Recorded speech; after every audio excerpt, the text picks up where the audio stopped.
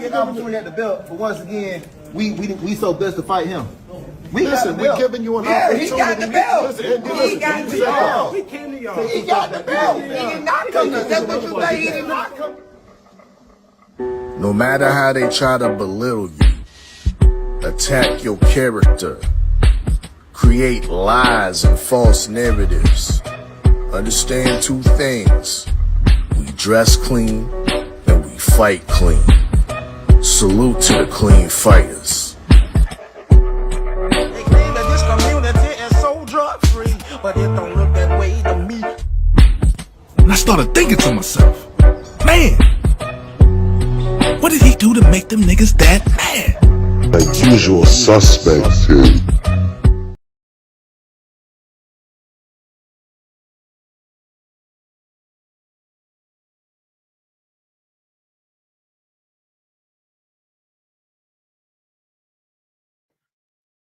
Hey, what it do, man? It's your boy, Hard Hitter Sports Entertainment, 503 Line.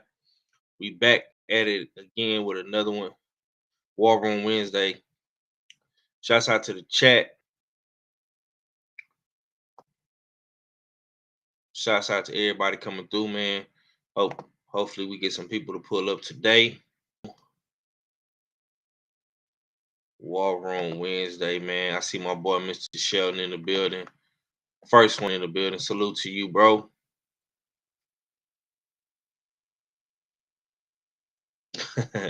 Yes, sir. Yes, sir. Yes, sir. Smash that like button. Share that stream down right. It's the usual suspect thing. Be sure to subscribe to the channel. Follow me on Instagram. Follow me on Twitter at 503 Line. Instagram at HTime.hardhitter. You understand me, man? Yeah, man, we're on the road to 4K. Excuse me, we're on the road to 4K subscribers. Right now we at 3,000. I need everybody that tune in to subscribe, smash the like button, and even share it, man, to your local community so people can be aware of what we're doing, what we got going on over here. A lot of interesting things going down in boxing today. Between the press conference with Sebastian Fundora, Keith Thurman. We also have you know, all of the talk with Canelo, Crawford, that's coming up. Damn, you say you been banned on IG? Oh, you ain't on Instagram, bro? Okay, I ain't know that. Yeah, man, it's a lot going on, bro. It's a lot going on, bro. I didn't even realize you wasn't on the ground, bro.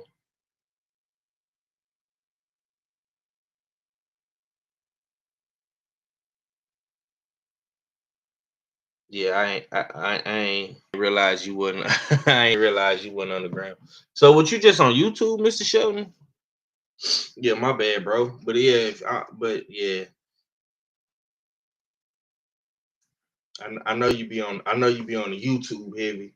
I think you're on Facebook too, but I don't really be on Facebook like that, man. You know what I'm saying? But yeah, man, salute to the fam. Pulling up, I see KG in the building. Uh, great episode. Episode 1 of the new series, Blood, Sweat, and Tears, on US6 Sports and Entertainment Hub with my brother R fella. Yeah, that was a good video, man. I was laughing. I was laughing at y'all boys, man. Between your commentary, between R fella commentary and them edits, man, that shit was funny. You know what I'm saying? Salute to Shower in the building as well. Yeah, I watched the episode of Blood, Sweat, and Tears with Ard. Then I switched right over to the press conference with Keith Thurman and Sebastian Fundora. You know what I'm saying? I see PBC.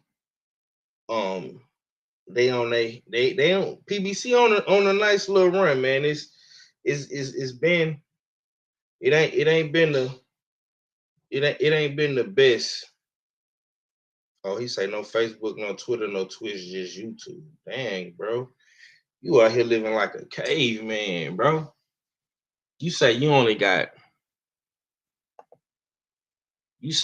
got no Facebook, no Twitter, just YouTube, bro. I can understand not having Twitch, you know what I'm saying? Twitch is kind of some,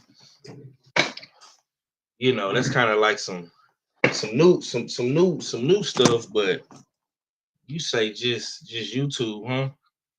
Yeah, man, you gotta at least jump on that Twitter, bro. You a person like you have fun on Twitter. You definitely need to fuck around on that Twitter, man. It's fun over there. You know what I'm saying? All fellas say he pulling up in a few, man. Yeah, y'all smash that like button, share that stream, man. Y'all already know the vibes, man. Yeah, no TikTok neither. Dang, bro, you ain't got shit, man. You old school, bro. You acting like an old ninja. Well, I was just on my YouTubes. I was just on my YouTube, boss. You know what I'm saying? But it's all good though, bro. Some people like just being on YouTube, man. Whatever works for you, bro. You know what I'm saying? But if you do have social media platforms outside of YouTube, like I say, we on Instagram. We is on Twitter as well. 503 Line on YouTube and Twitter, Instagram, H-Town.Hardhitter, man. So yeah, it's been a very, very interesting Wednesday, man. This is War Room Wednesday, man. We back in the War Room. And man, we gotta talk about this. We gotta talk about this this fight, bro. Like this fight right here, man. Keith Thurman, Sebastian Fundora, man. I'm definitely interested in this, man. October the 25th, man. Amazon Prime. Now, what I didn't like about the announcement of this fight is somehow, some way, man, in the minds of the powers that be at the PBC, they are trying to make this fight. They are trying to make this fight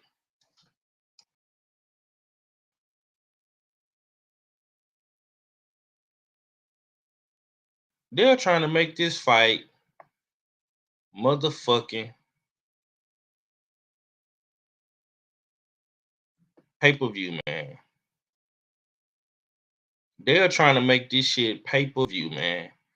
The PBC is trying to make this shit pay-per-view, man. Like you can't make this up, bro. You can't make this up. But I'm not surprised though. I'm not surprised, man. This is what the PBC do. This is what the PBC do, man. War Room Wednesday, man. Smash that like button, share that stream down right. It's the usual suspect thing. You understand?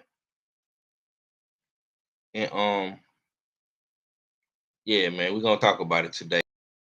Man, we're gonna talk about it today. We got a lot of good boxing coming towards the fourth quarter. We also are launching season 2 of the Fight Pool. So if you feel like you a boxing guru, you're a boxing wizard, you feel like you know boxing like no other, come tap in, man. Come tap in and show us what you made of, man.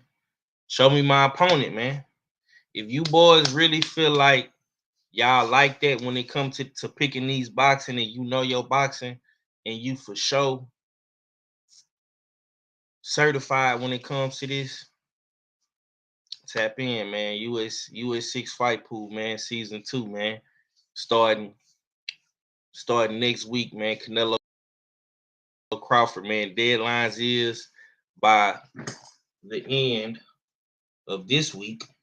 So you do have to the end of this week to, you know, to get in and submit your spot. Yeah.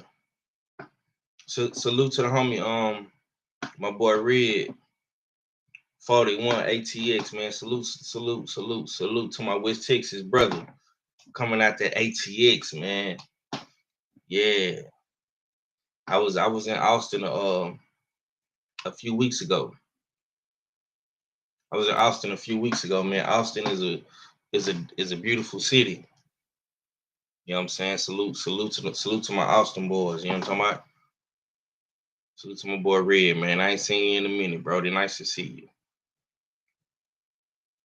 My boy say he wouldn't last a day on Twitter. Man, you gotta have more faith, Mr. Chef. Like, you know, I know you be liking the troll and shit, bro. You would feel, I'm telling you, bro, you would feel right in on Twitter. You would fit right in on Twitter, man. Unless you done made some enemies in higher places or something. Unless you done made enemies in the meta universe or something that we don't know about, bro.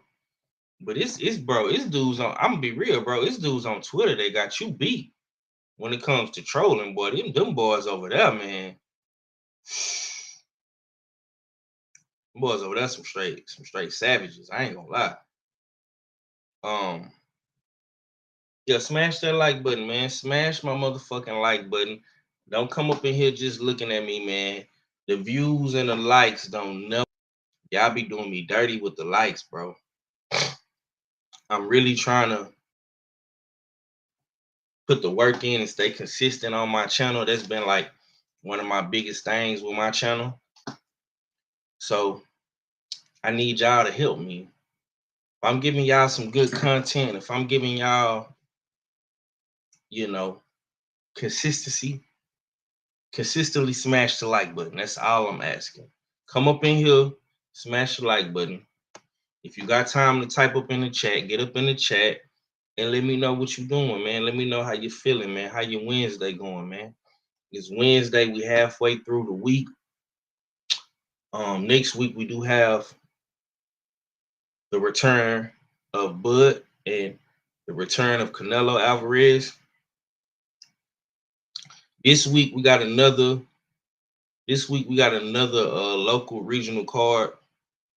You know, and I really love cards like these local regional cards, like the Pro Box card. This week, I think it's in DC. It's in the DMV area. So salute to the guys for that. Yeah, but we gonna be back on it. We're gonna be back on it though for sure.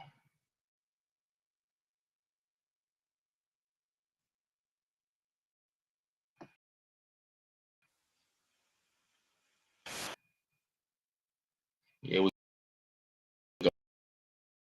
gonna be back on it for sure, man. Now,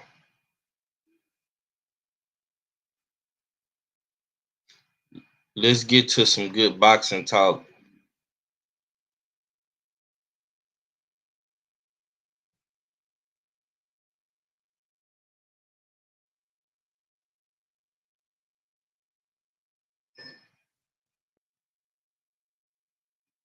Let's get to some more boxing talk. It's something that's catching my attention. It's something that's really catching my attention because I don't know if people seen this, but I wanna tap in real quick on Twitter.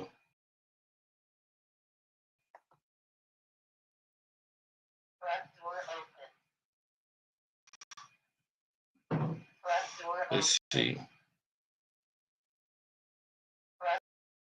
Is it showing my screen? So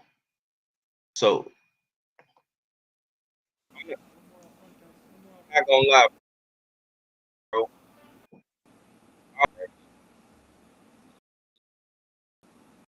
It looked like my man's my man Cool Boy didn't put on a cool couple pounds. Oh man. I know a lot of people. I know a lot of people. A lot of people is picking is picking Cool Boy in this fight, man. You know what I'm saying? But it looked like my man's then look like my man's gonna have to have him a fat cap, man. Look like my man's gonna have to have him a fat cap, Brian the fucker, man. You know what I'm saying? Yeah, look like my man's is gonna have him a little fat camps over there, man. You know what I'm saying? And this is why I think, that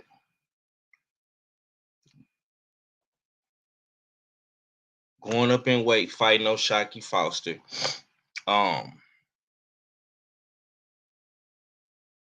is not a good idea for not a good idea for Cool Boy stuff, man. Not a good idea, bro. I think Cool Boy I think Cool Boy stuff is I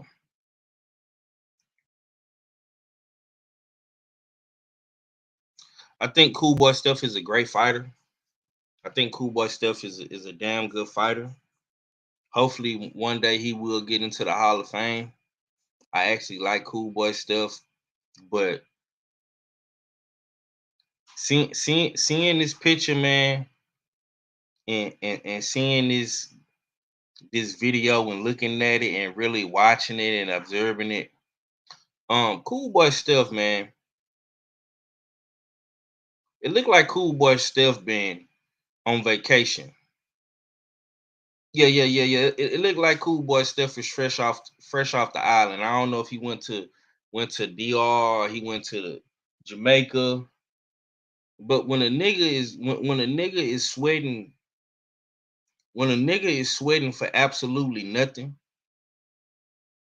like when a nigga is sweating for absolutely nothing, right?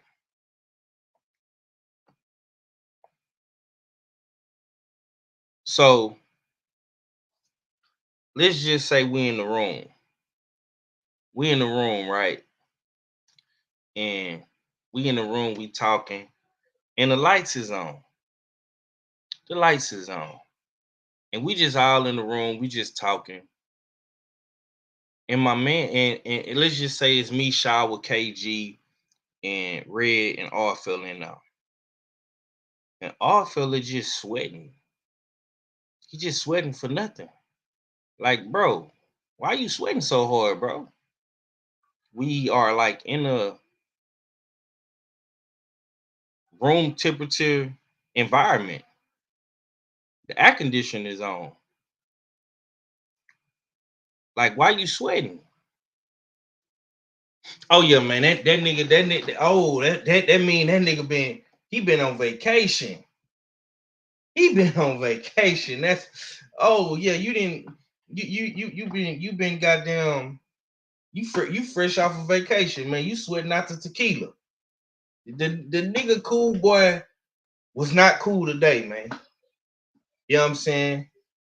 He was not cool today, man. I'm picking up on everything, man. You know what I'm saying? The nigga was sweating for nothing, Tay Tay.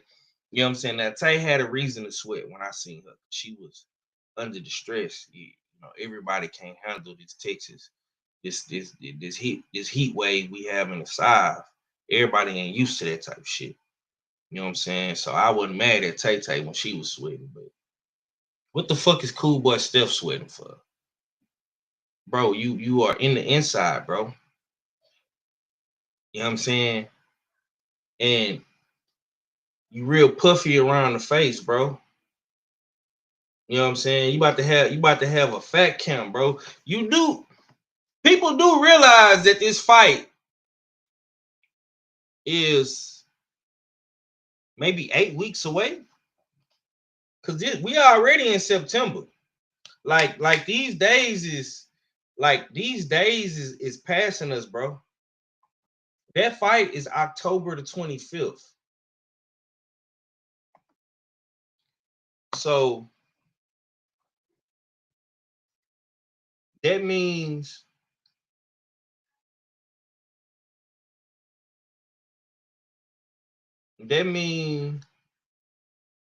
my man's got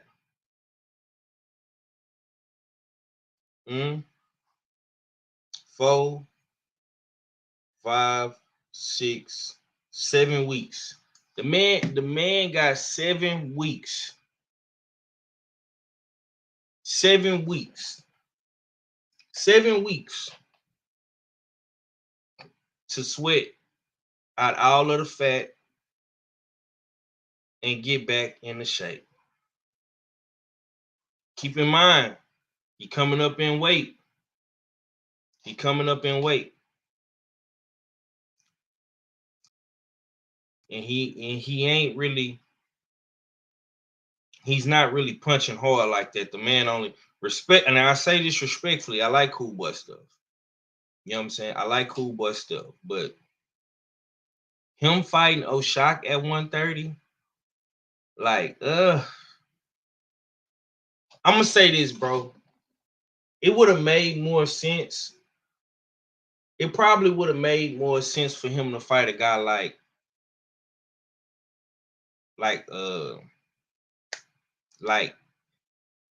Lamont Roach or some shit like that. It would have made more sense for him to fight Lamont Roach. Fighting O'Shock, at a time like this is bad timing. And you know, him showing up to this press conference looking fat and sweating for no reason when they on in the inside of a building where everybody else is not sweating, and I'm pretty sure it's air conditioning now. Because all these press conferences be having you know, AC and whatnot, right?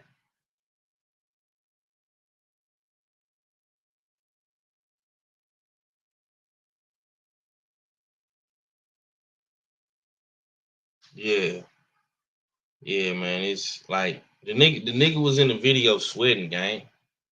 The nigga was in the video sweating, like nigga just sweating for nothing, bro.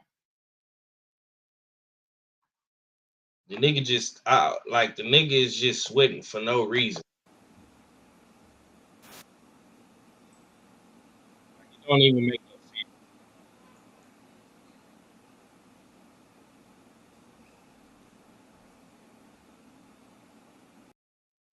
Like the nigga is fat, bro.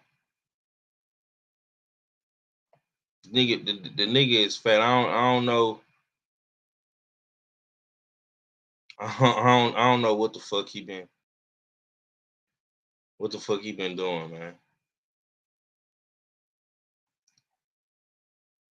But everybody can't be David Benavidez, man. Everybody can't show up to camp fat. You know what I'm saying? It's only a couple of niggas that can get away with that, man. And you ain't one of them. You ain't one of them, bro. I say that respectfully. Yeah, yeah, yeah. One of them dudes that can show up to count fat, bro. You know what I'm saying? You, you like these dudes that's mic check, mic check. Yo, yo,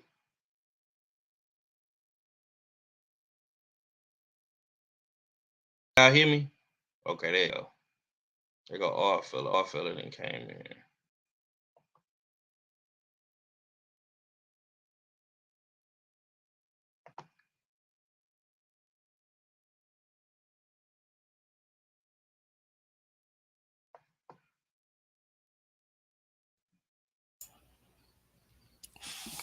Add Art to the stream. Let's see.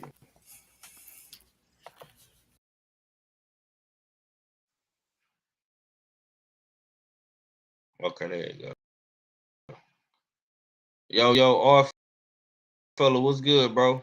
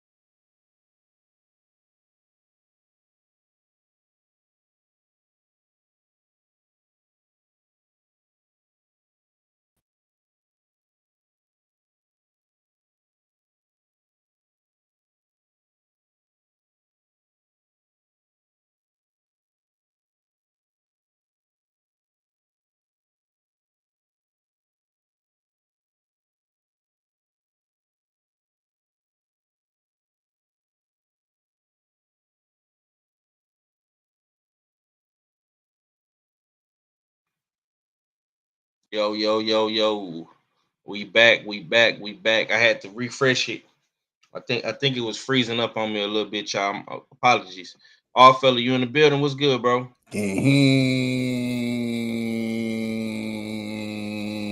What it do? What you saying? What a guan is your favorite? Get your most hated all fella back for another one. Pull up, pull up. It's War Room Wednesdays. Smash that like button, share that stream. Damn right, it's a usual suspect team. Salute 5 for you know what I mean opening up the War Room this evening. You know what I mean, talking that good boxing. And talking that bias boxing, you know what I mean, as he should, you know what I mean. Salute to all my people from Texas and whatnot. But I see you. I see you all dripping. fella. I see you dripping with the biasness right now, bro. I mean, that take right there is unnecessary trash, bro. Unnecessary trash. What you talking about? Nah. We gonna recycle and reuse that right there. Yeah, because you out here dripping that biasness right now. That we hating on the man shine. How you don't know you don't invest in the Black Gentleman's Grooming Company products? You know what I mean, because that's what give me my shine. You know what I mean? People think, yeah. I'm not talking about the man beard, bro. I'm talking about the man No, puffy face, bro. You don't just use that for your beard, 5. You can put that on your skin. You know what I mean? Give you a little glow and shit. You know what I mean? That's what we do. You know what I mean? Shout out to Junior the Truth. Man. You know what I mean? I bet that's what Cool Boy be using. Bro, but the nigga fat, bro. Can't tell me this man. You ain't never seen Cool Boy stuff this fat before, bro. I ain't never seen Cool Boy look like. Well, where you see the fat? Where you see the fat? Bro. See, you projecting fatness right now, 5. You projecting fatness. I didn't see no fat. I saw the man. We don't know what he looks like under the shirt. You know what I mean? We don't know what his cheeks look like under the beard. I mean, let's be real.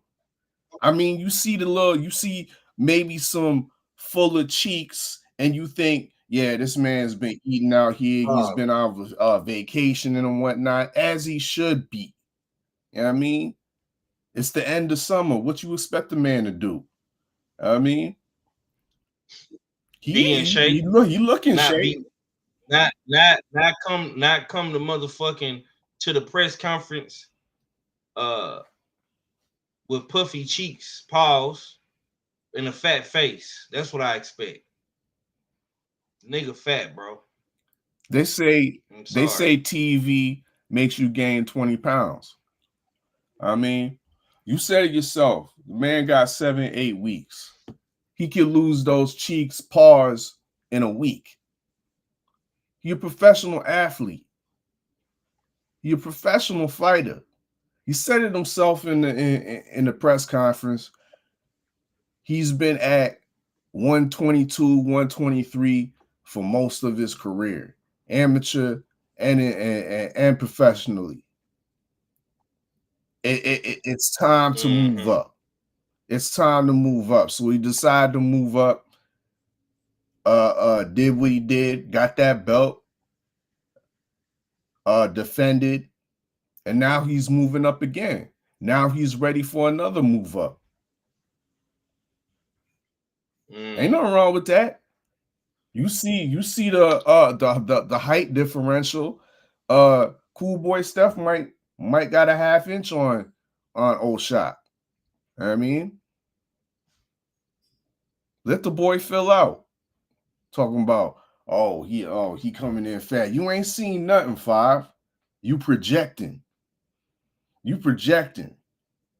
All I know is that this is it's a 50-50 fight. It's a 50-50 fight. There's not much between these guys, in my opinion. Regardless of Cool Boys coming up in weight, and touching down at 130 for the first time.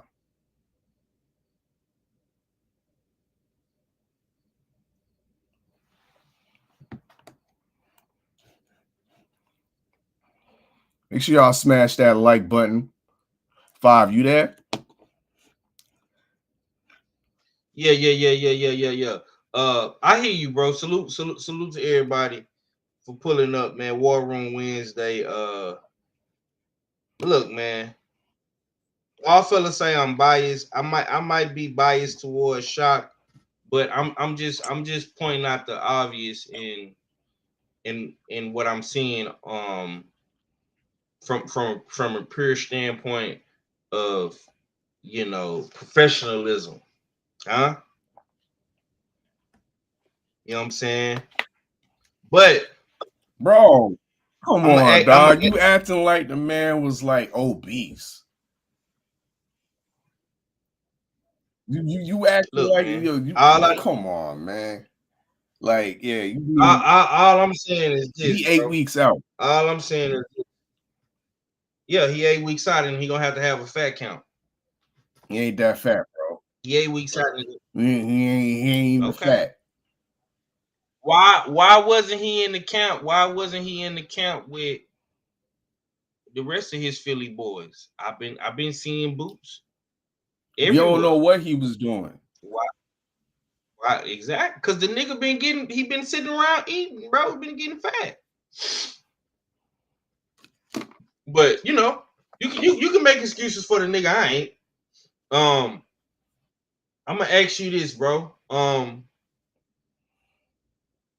Do you think this fight will get O'Shaquie Foster the mainstream respect?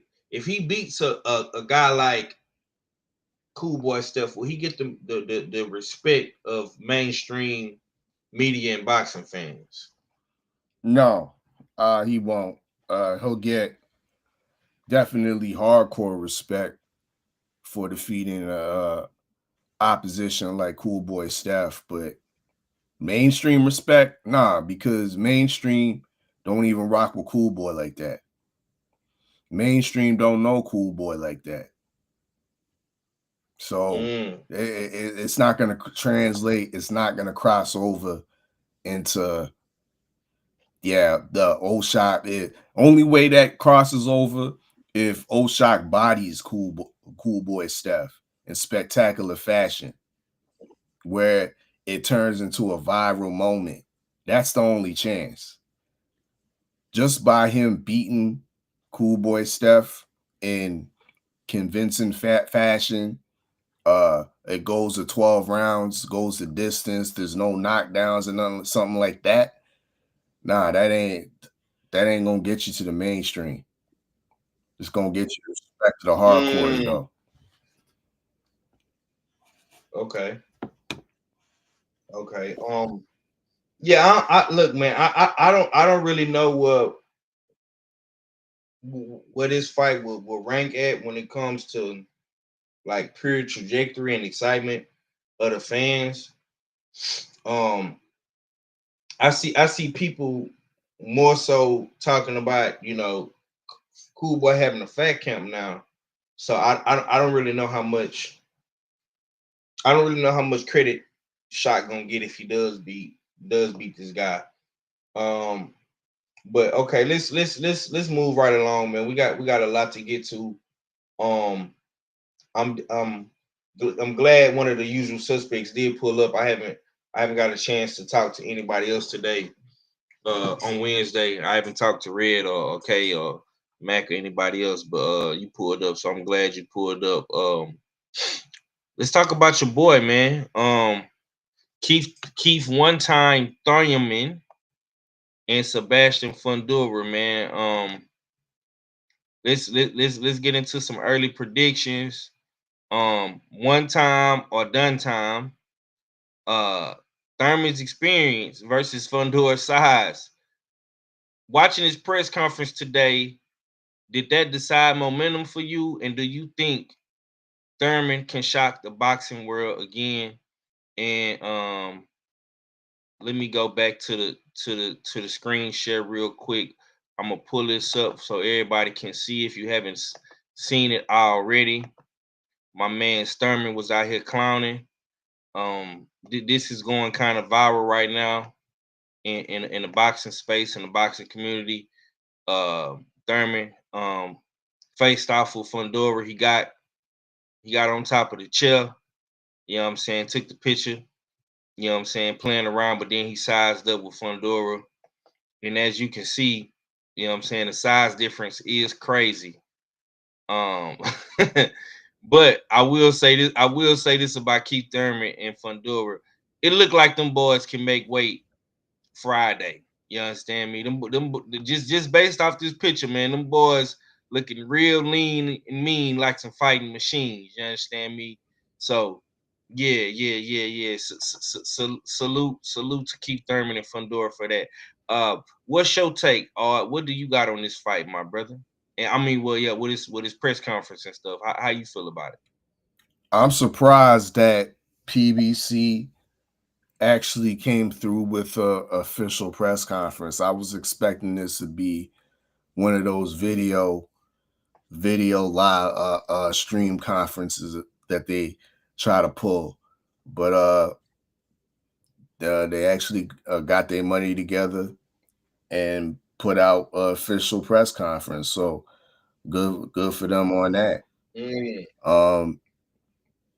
I heard you criticizing them about this being pay-per-view. I totally agree. This shouldn't be no pay-per-view fight. They should be taking this opportunity to build back their fan base with both fighters, depending on no matter which way it go. You know what I mean? But of course they resort back to the usual tactics of putting it back on pay-per-view.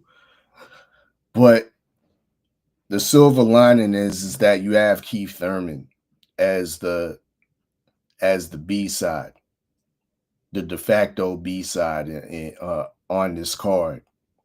And the great thing about Keith Thurman is that he's a great spokesperson and he's a great promoter in his own right.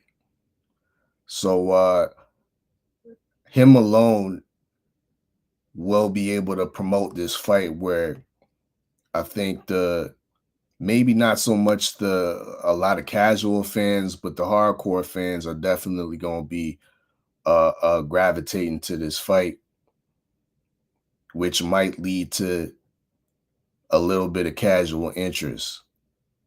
And of course, the charisma of Keith Thurman may lead to some casual interest as well. I like the way he's speaking. I like the way he's talking right now. He doesn't seem like he's afraid, which I think a lot of people are projecting that Keith Thurman is going in there to get killed by you know what I mean, like by a young larger man that's actually is steadily learning his craft and getting better at being a larger man, fighting like a taller fighter. So he's fight by fight getting more dangerous. But Keith Thurman definitely had some valid points, you know what I mean? Because if it wasn't for Keith, Fundora wouldn't be in the position that he's in right now. If it wasn't, elaborate on that, bro. If Keith didn't get injured, yeah, I mean, he would have been the one that beat up Zoo.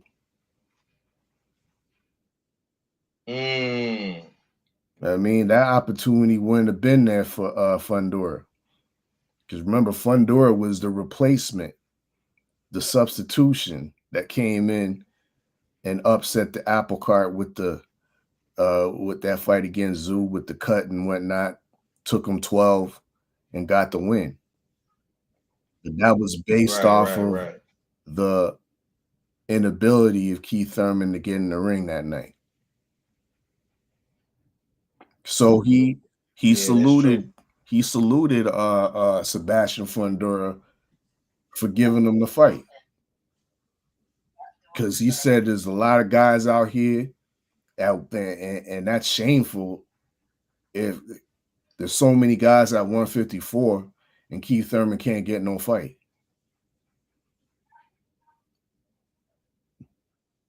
Yeah, that's true, bro. That's true. Keith saluted him for recognizing, yeah, you stepped in my place, you got what I got. Now you're giving me my shot. I mean, so I'm looking forward to it. I like the attitude that Keith's coming with, and Keith is a wily, crafty veteran and a championship level veteran. He's only had that one loss by split decision against Pacquiao. And I think some of that loss comes from the lack of the perceived threat that Pacquiao presented to him. I think Keith Thurman thought he was just that much better than Pacquiao. He's that much younger, and he would just be able to coast through and get by on the Keith Thurman skills. And he got shocked. I don't believe he's going to get shocked in this fight. He knows there's a perceived threat. Keith Thurman's a family man. You know, Keith Thurman's wife's probably in his ear, seeing, letting him know that there's some concern. You don't have to go out this way. You could go another route. We could go back to Australia and fight another Brock Jarvis. But he don't want to do that. I mean, he's trying to build and I think solidify his legacy. Beating a Fundora at what we deem as this stage of his career, I think is a very great feat. If he beats Fundora and becomes the unified champion at 154. Now, there is a big size discrepancy, but there's a huge size discrepancy in all of Fundora's fights. Always looks crazy like that. Whether he was fighting Erickson Lubin or whether he was fighting Tim Tszyu. But let it be known that Tim Tszyu, he's only all of 5'8.5", maybe 5'9", maybe an inch taller than Keith, 1.5 inches. There's not much between the two. But Tim Tszyu was still able to regularly touch, particularly in the first fight, regularly touch Sebastian Fundora. So, yeah, it's not out the realm of possibility that Keith Thurman can touch Fundora with regularity, especially the level of offense and awareness and boxing IQ that Thurman presents. This is a great fight. This is a great test for Sebastian Fundora when you're having a dialed in, all the way locked in Keith Thurman that's looking over at some of his other contemporary and Bud Crawford and wants what he got. Yeah, he's trying to renew that flame and solidify. Yeah, salute to the chat, man. I see my boy Clarence McLean, Bronx on deck in the building. Shaw would say odd compared to what we used to seeing. Yeah, I'm gonna say this, man. I can't wait to the week of this fight. We don't like I say, we don't really have that long to wait. 7 weeks is really not long for real. I think in the month of September, with all of the sports and boxing that we do have lined up for the month of September, I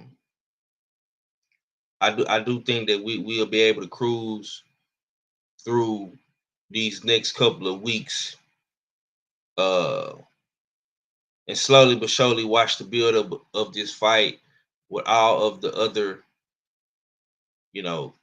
good boxing news and headlines and stuff that's gonna be coming out, because it's more stuff that's gonna break.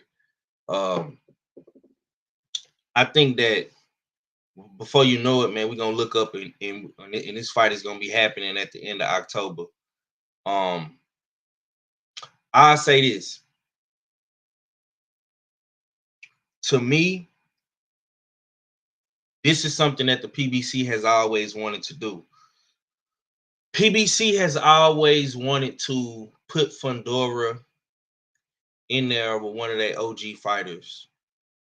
PBC has always wanted to make Fundora the next guy, but it was hard to do that because Charlo left the divisions separated and spread out, pause, due to his belts being, you know, vacated and picked up everywhere. We have seen, you know, Fundora trying to fight Earl Spence. We've seen hints at PBC trying to get him to fight Charlo, but Tim Tszyu was the only available guy. Tim Tszyu was the only available guy at the time, right? Keith Thurman, like our fella alluded to, was supposed to fight Tim Tszyu, and of course, if he would have beat Tim Tszyu, of course, they would have made the Fundora fight a couple fights ago, but you know, he got hurt, got sidelined, got put on IR. Fundora stepped up, man, and honestly, man, this is why I like Fundora, man, because Fundora, his timing was impeccable. Like he was at the right place, right time, man. And just by him being there, man, you know, being availability, we always say that, man. Him being available at the right time, right spot. Now he is the man at 154. And like I say, man, it's a lot of question marks at 154 between, like I say, Keith Thurman, Fundora, Boots Ennis, Virgil Ortiz, the return of Mel Charlo, the return of Earl Spence Jr., Abbas Baru. You know, it's a lot of great fighters, you know, and I think Ray Flores even said it, man. You know, 154 is one of the hottest divisions in boxing, and I feel like Fundora has a lot to do with that right now, especially in this new era of 154, man. Sebastian Fundora has been holding down 154.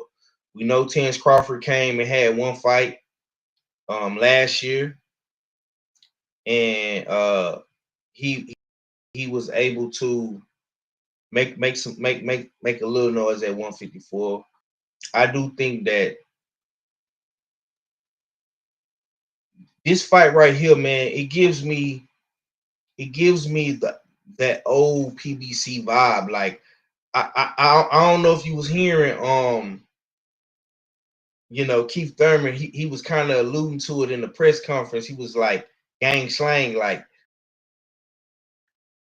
everywhere, man, fighting New York. Like he was really on his nostalgia type vibes in the press conference. But what Keith Thurman was saying was true. Like, you know what I'm saying? Like at one point in time, man, the PBC had a lot of shit on lock, man. They had a lot of fights from 147 to 154 on lock, man.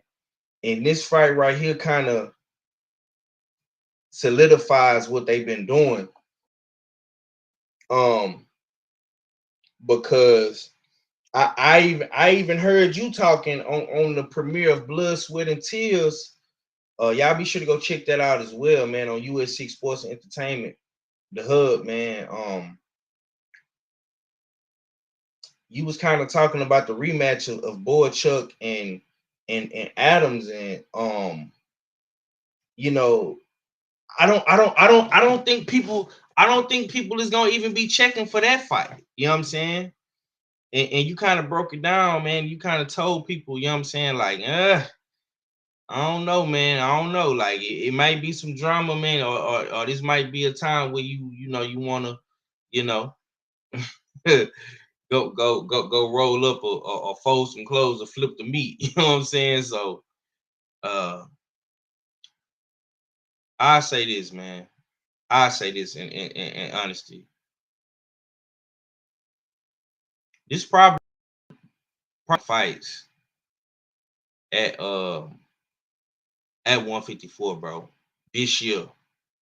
Do you think that Sebastian Fundora is the true face at 154, or is it too soon to say? He's leading the pack. Mm. I don't subscribe to that true face or full face theory until I see at least a lineal champion or a lineal championship belt under your around your waist, so to speak. And I know, yeah, there's people that will say that he's number one, but I think he's still there's still a lot of work, or there's still some other fights that he needs to take before we can give him that mantle. Will beating Keith Thurman, will a victory over Keith Thurman give him that number one? I don't think it's deserved yet, because Keith Thurman is not a champion. Let's be real. He just fought Brock Jarvis a couple months back, so he hasn't been actively bashing world beaters.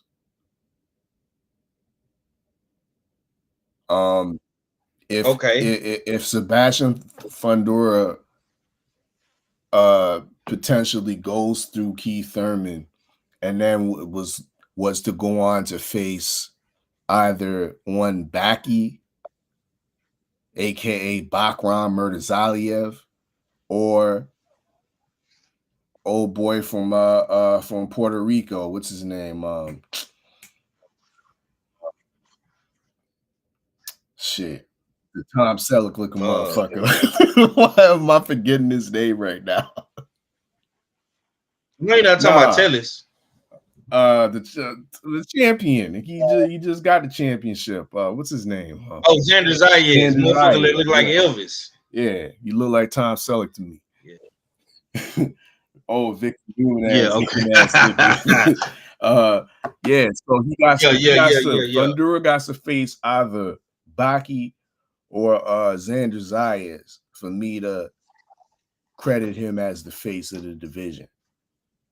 Got to defeat one of those two champions right there, though, because those to me, those guys are 2 and 3 in the division, in my opinion. Okay, so let me ask you this then, bro. Because we kind of heard Keith alluding to bringing the vibes back to the PBC.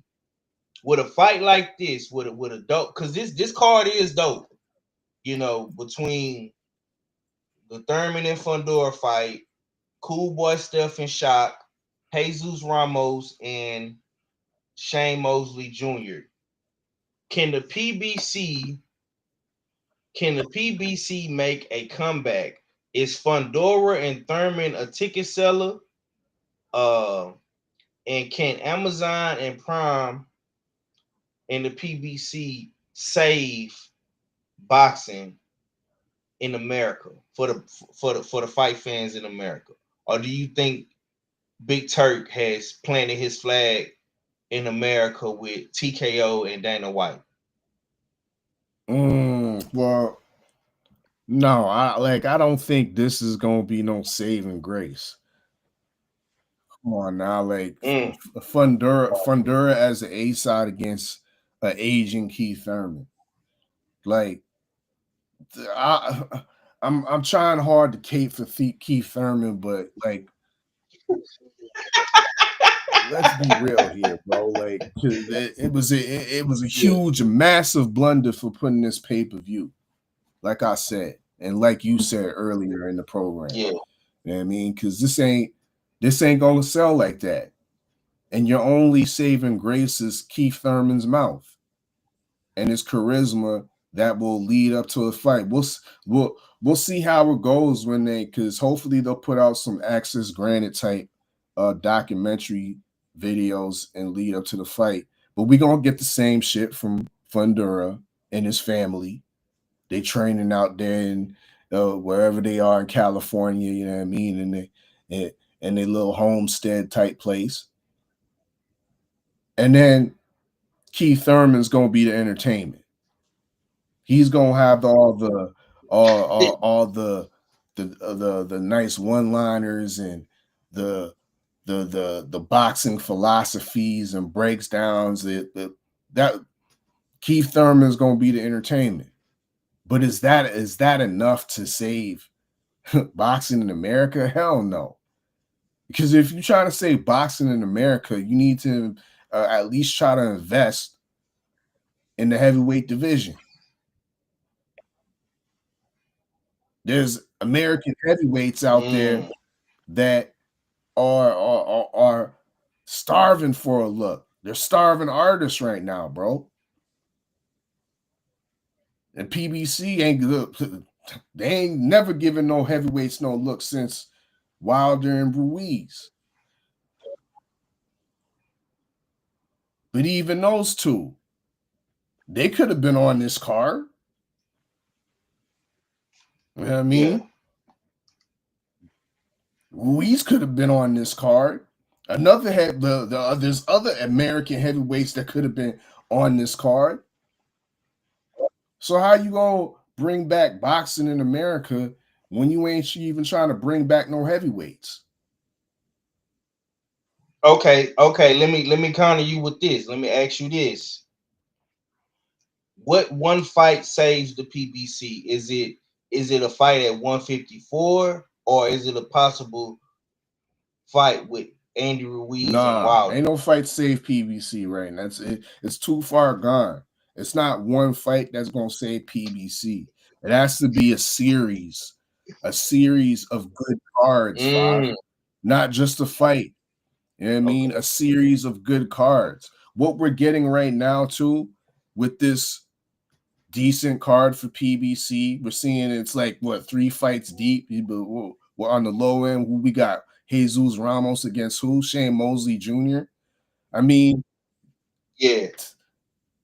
I'm not gonna give PBC too much credit for that. For the reason why it's because Turk and the rest of them boys have raised the bar, so they got to do that shit. If Turk didn't come around, you think the PBC would be giving us 3 fights, a 3-fight deep card? Nah, they be doing back to milking us for every dollar we got. So they gotta stack it up a little bit. Because the ops, their cards are stupendous. But let me counter you with this. I feel what you're saying, and like I say, I'm just posing a question to get engagement from the panel in the chat. My take is this. I'm specifically focusing on cards in America. Yes, Big Turk is doing his thing, and I give him that. But the biggest card of this year, bro, with Devin Haney and Brian Norman and Benavidez and Anthony Yard and all those guys over there on the rider season, bro, that's in Saudi Arabia. We gotta make sure we clear our calendar Saturday evening to watch that. I'm talking about specifically in America. Now, we do have Crawford Canelo next week, bro. But looking at your tier list of your first episode on Blood, Sweat, and Tears, bro, you basically trashed that whole card. I mean, you only gave drama to what? 2, maybe 2, 3 fights, bro. You gave drama to the I want to say was that well, the whole Canelo card that's on Netflix is pure drama, bro. It's pure drama. No, you didn't say that on the video. Yeah, I did. Y'all can go back. You know what I mean? The tiers are up. Ain't no switching up of the tiers. It's a pre-recorded episode, so all that shit, you know what I mean, is laid down and in stone, in digital stone, my nigga. You know what I mean? And that the top part of the cards. Straight drama, bro. Pure drama. What you mean? You got two young guys hold at on. 154 No, bro. Because okay, maybe you did. I know for sure you gave Billy and Martinez drama. I want to say the Fernando Vargas Walsh drama fight. You was like, okay, you said that was Hell drama. yeah, Okay, that's drama. I don't know maybe what's it gonna was happen in that. I know it's gonna be a spectacular, like a very exciting fight because of what these guys have on the line. These guys both, they don't know how to lose. Fernando Vargas has his name on the line. You know what I mean? Being the son of a boxing great. Callum Walsh is kind of the unknown commodity, but he's not unknown in the UK and Ireland over there, and he's the favorite. He's a favorite, bro. but we don't know about him. Right. I know I'm not tripping though, because Queen kind of we kind of on the same agreements. Like it kind of feel like you shitted on those fights a little bit, but I shitted on the preliminaries. What I shitted on was the preliminaries. Like I ain't that's what I was about to say. Stevie Nelson against no Reiko Santana, bro. Jaleel Hackett, Stevie Nelson. I think I know for a fact you shitted on the Japanese kid. Yeah, you could take a break. You could take a break when Susumi's fighting. Trust me. You know what I mean? I'm on my action. So okay. So this wrong. You know what I mean? I'm telling you. So let me ask you this. Based off okay, so let's do it like this. The top 3 fights on the Canelo Crawford card versus the top 3 fights on the PBC card. Overall, which card is better? Oh, come on, bro. The Canelo card, the Canelo Crawford card. Because first of all, this is the major kicker right here, Five. It's on Netflix, my nigga. Once again, PBC's doing us dirty by making this pay-per-view on Amazon Prime. Right. And that's another thing that's holding, I think, PBC back a bit. Because I don't think Amazon Prime is big, but I don't think it's big enough where it's boosting boxing or boosting PBC boxing. Whereas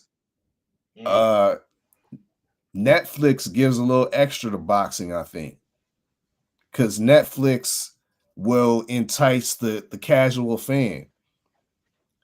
Netflix will gravitate and attract the middle-aged female that, you know what I mean, that scrolls through the Netflix and shit might happen to click on boxing now because it's on Netflix.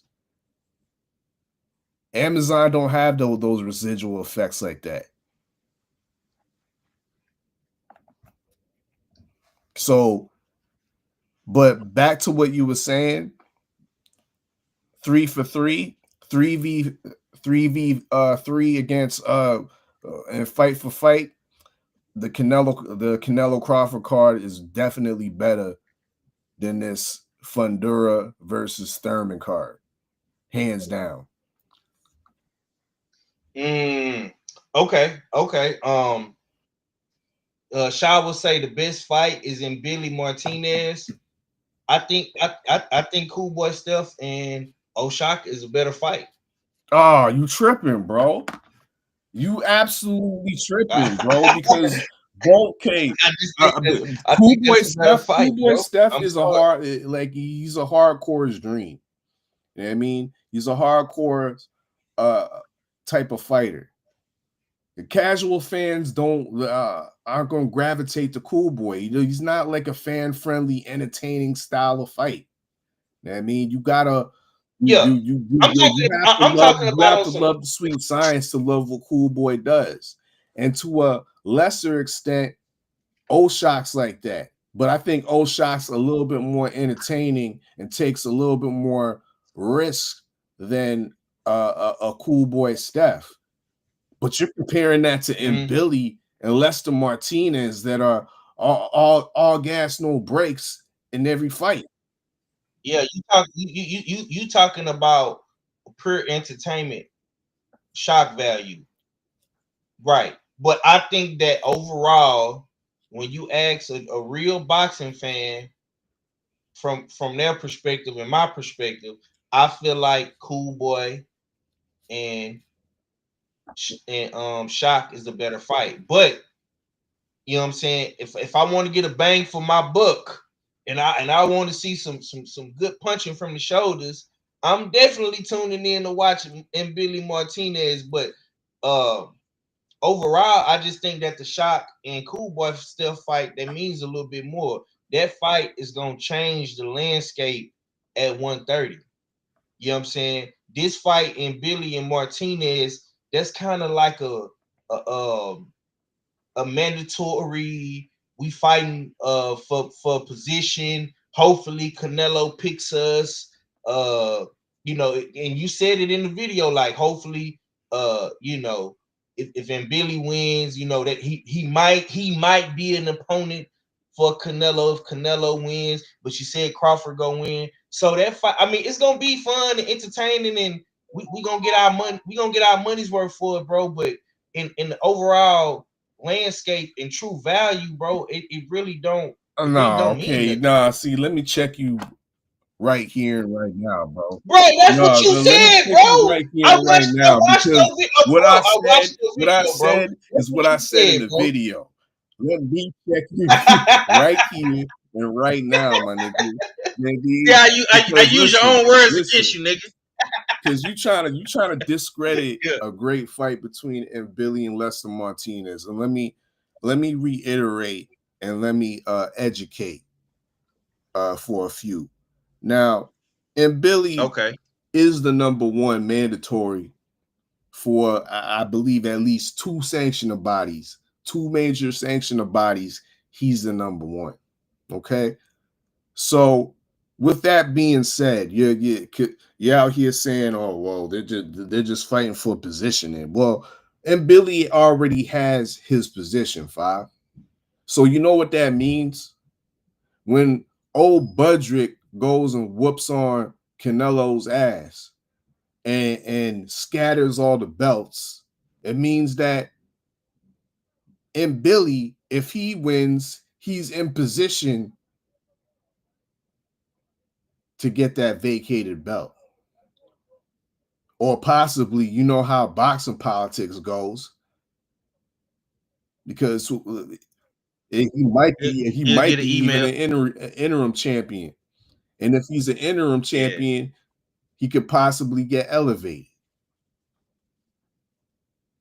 So there is a lot on it. There is a lot on the line with this Billy Lester Martinez fight, because he's the next up pretty much in two sanctioner bodies.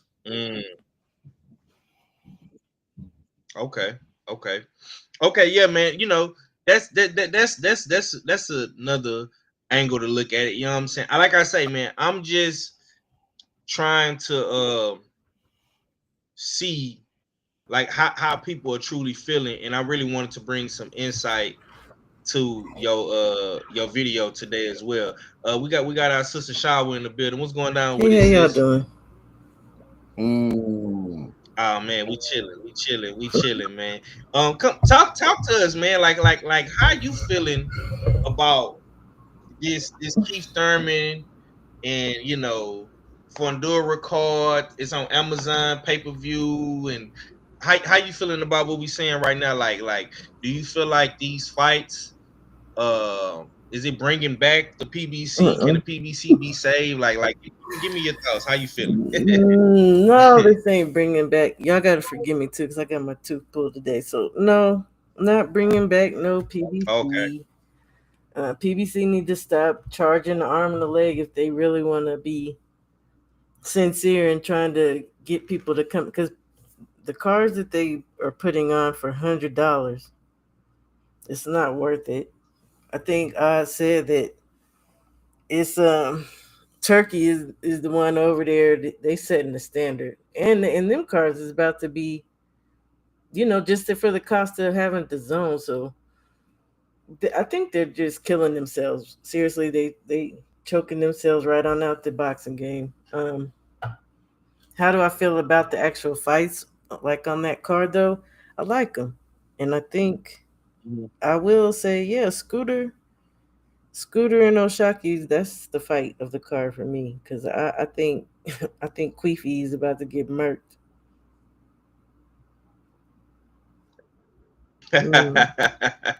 Okay. Okay, I like that. I don't know how much the pay-per-view will cost, but I'm gonna say this, man. If that shit is over $80, it's crazy. They should cut that price in half. It should be maybe 40 to 50 bucks at best. We talking about Keith Thurman and Fundora here. You know what I'm saying? Now, if he was fighting like a Charlo or a Boots or EJ or something, the 85 will probably be justified, but not for no Keith Thurman. When's the last time You they know what I'm had a saying? card for 50 bucks? That's true. That is true. You're absolutely right. Okay. Let's move on, man. I definitely wanted to ask y'all about this. Jaime Munguia was cleared uh of his PED drama. Is Munguia cleared or is he staying forever? Um, and he is on Top Rank right now. We don't know who he's going to come back and fight. But who should Munguia face to redeem himself coming off the PED scandal? And I know you talk about this on your channel, Shaba. You broke down Bruno and stuff like that. So how do you feel about Jaime Munguia being cleared? And who do you want to see Jaime fight? I'm not okay with this. That happened in May, and we are just now in September. And I'm not a believer. They took a long time to say that his samples was contaminated. So who does he need to fight? Fight Bruno again. Oh, Bruno whoop up on his head. I really am not even looking forward to see him fight Hamza. Let Hamza beat up on. I just want him to get beat up at this point. I don't trust the whole BBBFC and their findings. I think it's crap. So Yeah, I like that Jaime fight. That's a good one. Yeah, that's a good one. Queen say fuck Jaime. Damn. mm-hmm. Okay. All fella, what you got on this, bro? Because I think you was the one that put this in the chat, if I'm not mistaken. What you got on it though, bro? Yeah, I'm with the Queen. I don't really trust it neither. The British Boxing Board of Control has done a lot of suspect things over the year, has swept a lot of dirt under the rug. I mean, so that rug got to hump on it over there in Britain right now. I mean, they got so much dirt that ain't swept under it. But with that being said, since they're like the overruling or the overseeing party on this case, is one of the reasons why I can't really, deep down inside, I can't legitimize this. I still feel that there's some collusion and some shadiness going on.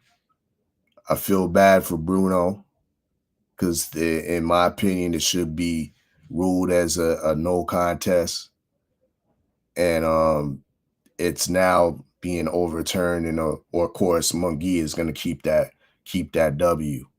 So, yeah, I'm not feeling this situation at all. Munguia, who would he fight next?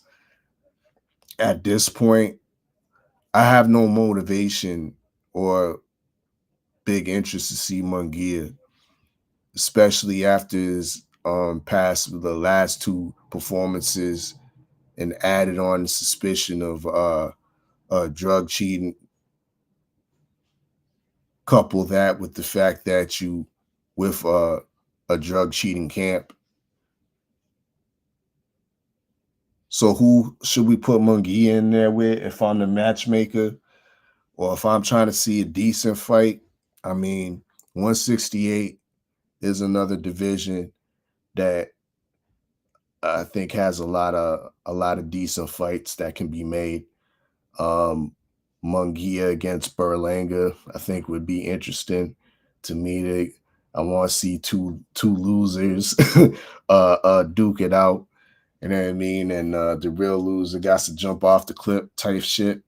You know what I mean? But I wouldn't mind seeing that. Or throw Munguia in there with Diego Pacheco. That would be, I think, a nice notch in Pacheco's cap if he was able to get that fight and take out Munguia. Nice little name for his young career. Those are the type of fights I want to see Munguia in, but knowing Top Rank, they're going to put him on a real diet for the next 3 or 4 fights. And we won't expect much more than top 50 type of opponents. So I don't expect much.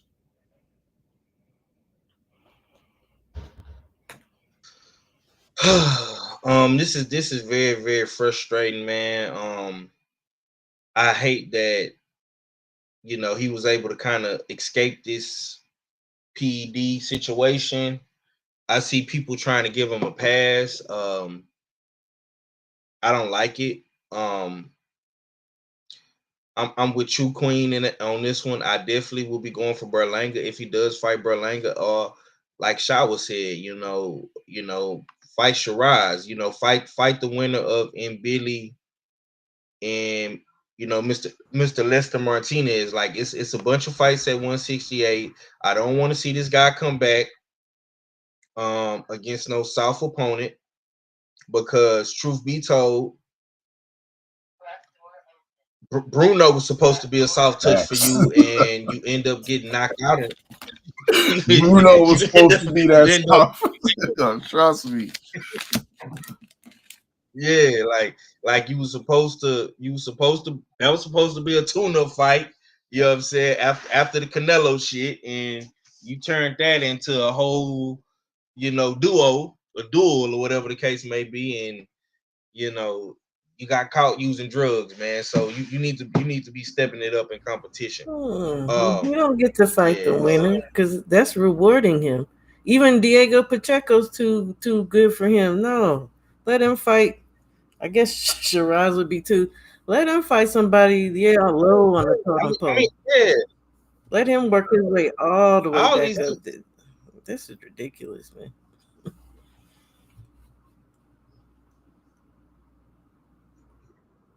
Yeah, I mean, all these dudes is kind of like rewards because in Billy Martinez, that would be a reward. Shiraz, he just got possibly the performance of the year, knockout of the year. So this is, what shit? Maybe Steve Nelson. I don't know. Maybe.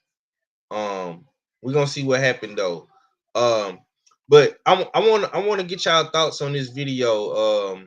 I just seen this. I want to, since we talking about 154. Golden Boy is doing their pre-sales tomorrow on Lubin and Virgil Ortiz, and this is what Robert Garcia had to say. Let's get into it. Let's see. Hold up. People that have done less and got one. So is it frustrating, would you say? For him, you would have to ask him. And me personally, as a former fighter, I would probably say yes. It is frustrating that he could be the best in the division, but still doesn't hold a world title. he holds the WBC interim, but it's still not the official one. So it could be a little frustrating for himself, but for me, the manager, the team, he's a champion. He's the interim champion. He's my champion, and I don't question. He's better than anybody else in the division. So if the fights don't happen, it's because Sandro Sayas has Top Rank and he's got his management team that are not going to face him. They could say whatever they want. They're not going to face him. PBC has Fundora. They got other plans for him. I don't think it'll be too smart to face him and lose to a fighter that signed with Golden Boy and pretty much just give their belts away. Fundora is fighting Keith Thurman, who belongs to PBC also. So they try to keep it in house. So it's not that Virgil can't be world champion. It's just that the champions are not available. Him not boxing for a world title yet, like where he probably done. There's a lot of people that have done. Okay, so that was Robert Garcia. What y'all got on what Robert Garcia had to say? He say Virgil is the best in the world, but he's not officially a world champion yet. Xander Zayas won't fight him. Fundora won't fight him. We having a lot of dust up at 154 right now, but both these guys are fighting a month apart from each other. I think Fundora fights first, and then Verge fights after him. Shawa, what you got on our list? How you feel about the 154-pound division overall, and how do you feel about what Robert Garcia had to say about his fighter? Oh, my bad, his champion. Oh Lord. Okay, so the division overall, I think it's just still budding with all the movement that's trying to kind of happen. Again, with me,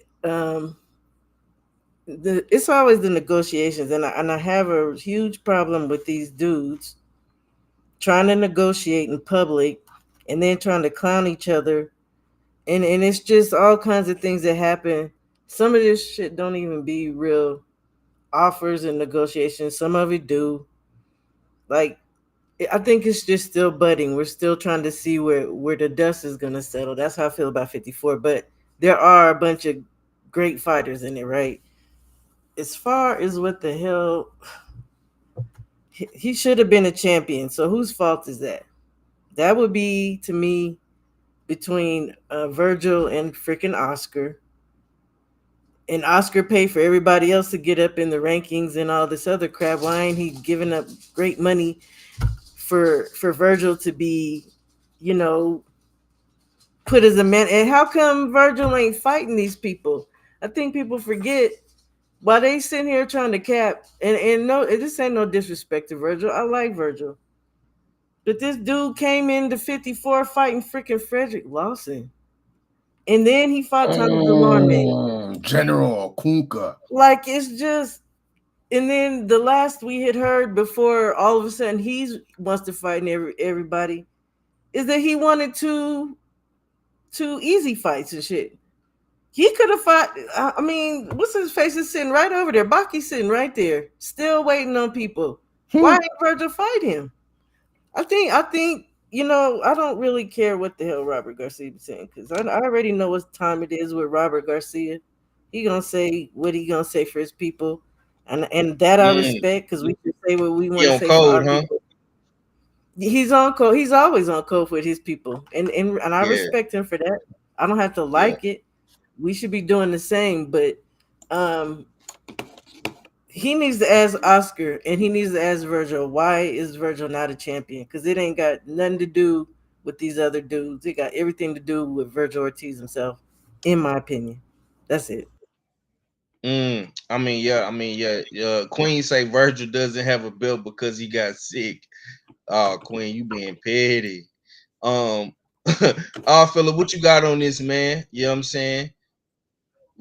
Rob say that's his champion, man. He the best in the division. These dudes won't fight him, bro. Like, how you feel about that? I feel Roberto Garcia is doing some great campaigning but he's also doing some great capping. I don't believe or subscribe to anything he says right there. No, he's not a champion. We can't be doing this, Five. We can't be blurring the lines. An interim champ is not a champion.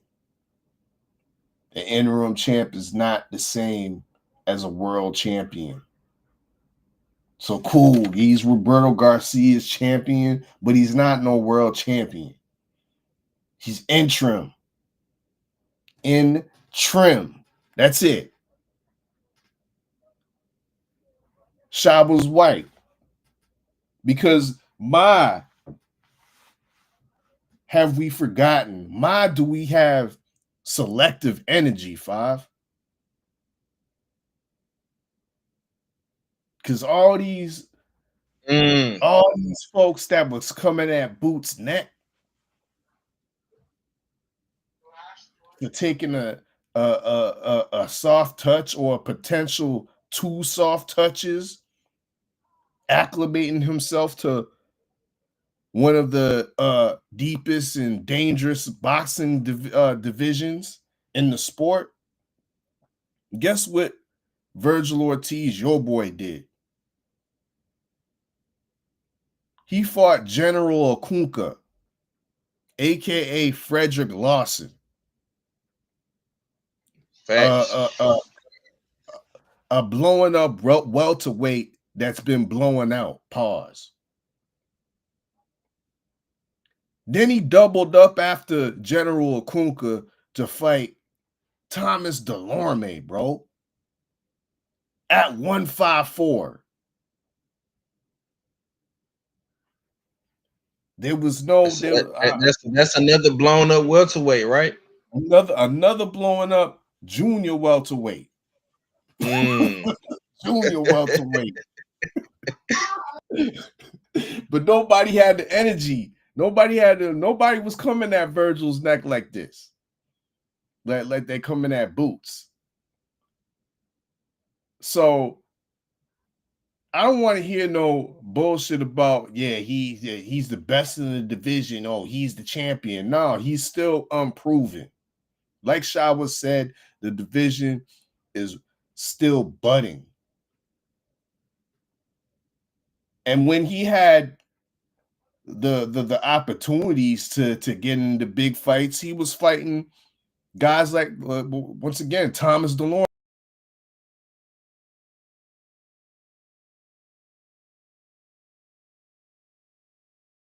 It's like Sergey Boyachuk.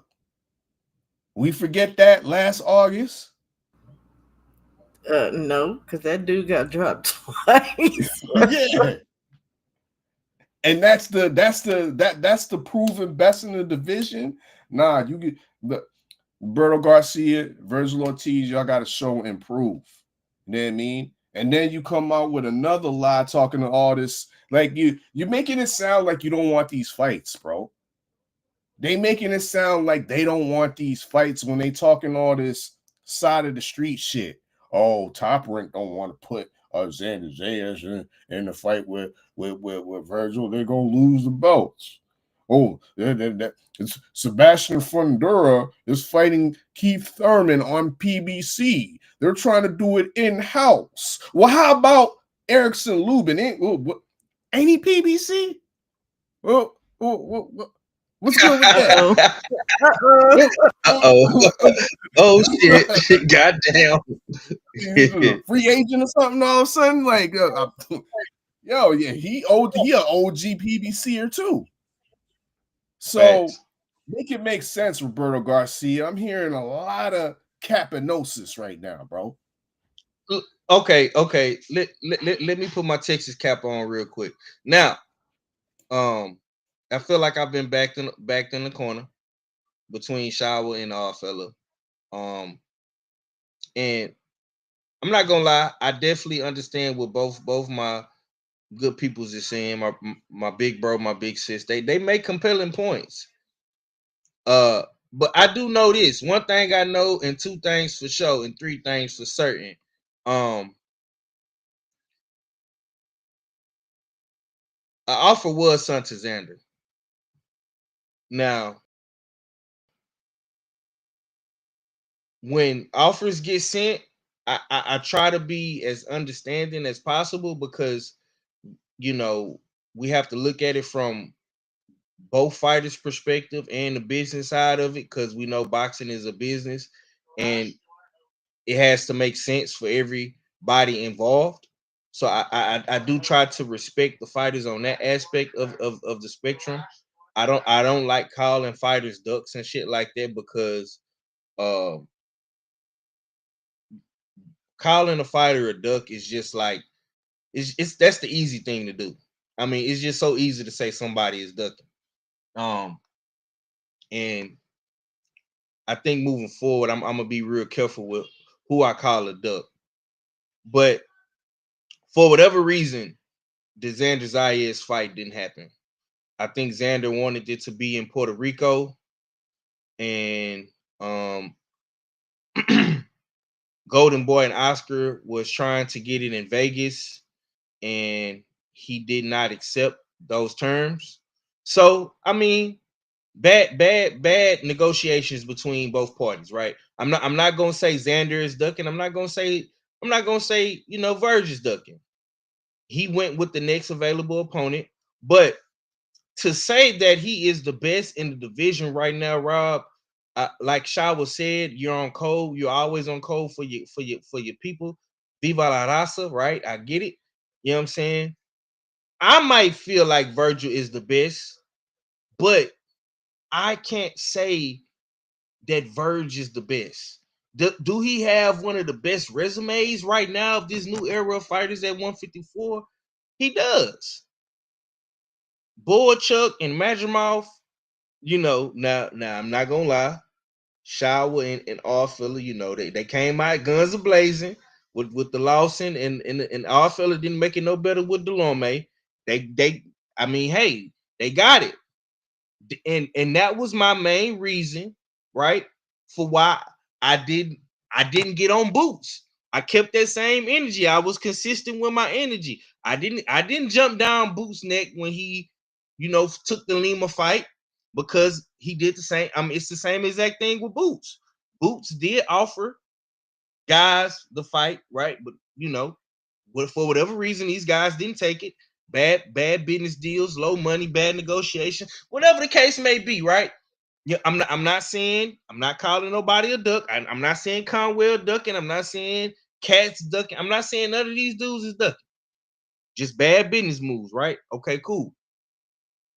But to say that Verge is the best fighter in the division is crazy, bro. We don't know who the best fighter. We don't know who the best fighter in the division is. We don't know.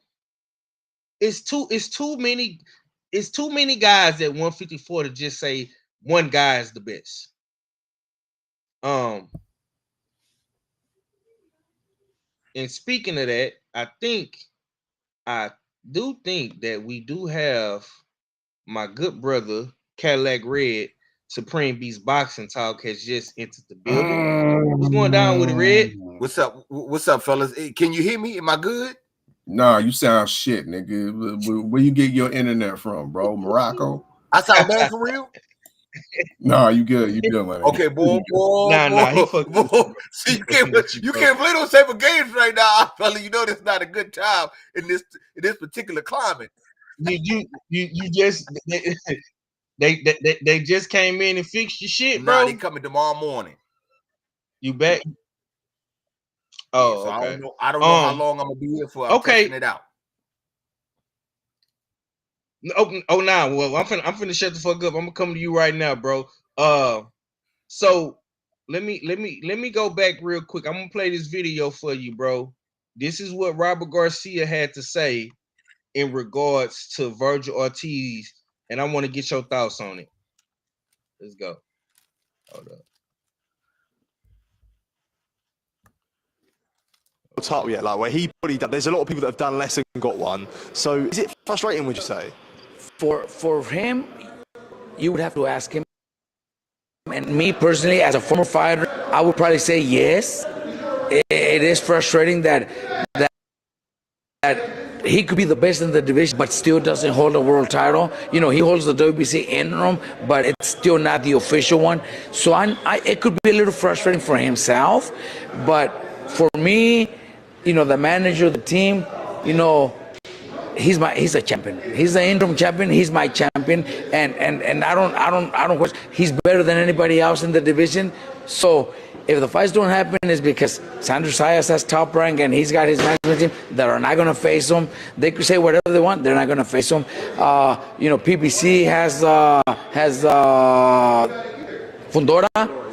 They got other plans for him. I don't think it'll be too smart to face him and lose to a fighter that signed with Golden Boy and pretty much just give their belts away. You know, Fundora is fighting Keith Thurman, who belongs to PBC also. So they try to keep it in house. You know, so it's not that Virgil can't be world champion. It's just that the champions are not available. Him not boxing for a world title yet, like. Okay, so you heard it. Robert Garcia said that Verge is the best fighter in the division, and he technically isn't a champion yet, but he's my champion. What's your thoughts, man? How you feel about this whole 154 division, bro? I don't know if you've been listening to us, man, but we've been going in on 154, bro. How do you feel about it, man? Okay, well, you know, he said he sounds like a Republican talking about Trump, don't he? You know what I'm saying? That's my champion. You know what I'm saying? So look, man. Yeah. Verge does need to fight top fighters. He's been doing this. I don't know if let me know when I cut out because it looked like I might cut out 5. But he's been doing this for a minute now, and it's time we see a top guy from him, man. The people want to see it.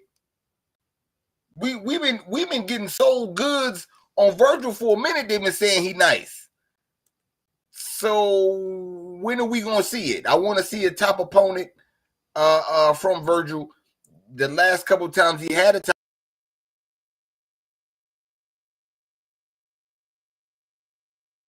Oh shit!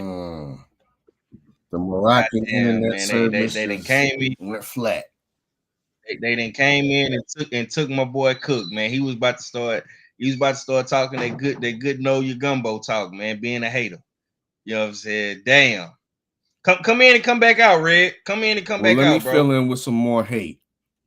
Oh, if we don't hold on. Let's call it facts. Yeah, I'm back. Am I good? Red? Am I any good? Okay, there you go. Yeah. My bad, man. I'm trying. But nah, the people want to see a big fight from Verge. You know what I'm saying? We deserving of that from him. He's been doing this for a little minute now. He's kind of like the same thing as Boots. I think it's crazy that they say that he is all the other champions are tied up. If you the WBC interim, go get that WBC title. Soon as Thurman is over with, you know what I'm saying? Soon as Thurman beat Fundora, you know what I'm saying? Go and fight Thurman. You know what I'm saying? I hear y'all niggas snickling and giggling. That ain't no goddamn joke. You know what I'm saying? You say it ain't nobody that's the best at 154. We all know who the motherfucker best is at 154, and that's Keith one-time Thurman. Knock it off. Get out of here. You know what I'm saying? Keith one-time Thurman is the motherfucker best at 54. And y'all don't know. Y'all like to act like y'all don't know and shit. But y'all gonna see sooner or later. Out here playing bullshit. Now, if they was really about it, then you know Virgil will go get some of that action. But honestly, Virgil's in a great position, in my honest opinion, because no one is really clamoring for Virgil to go get a title. It's one person we want Virgil to fight. Only one. After that, he can presume a career and go for legacy or money, whatever the fuck it is he want to do. But it's only one guy.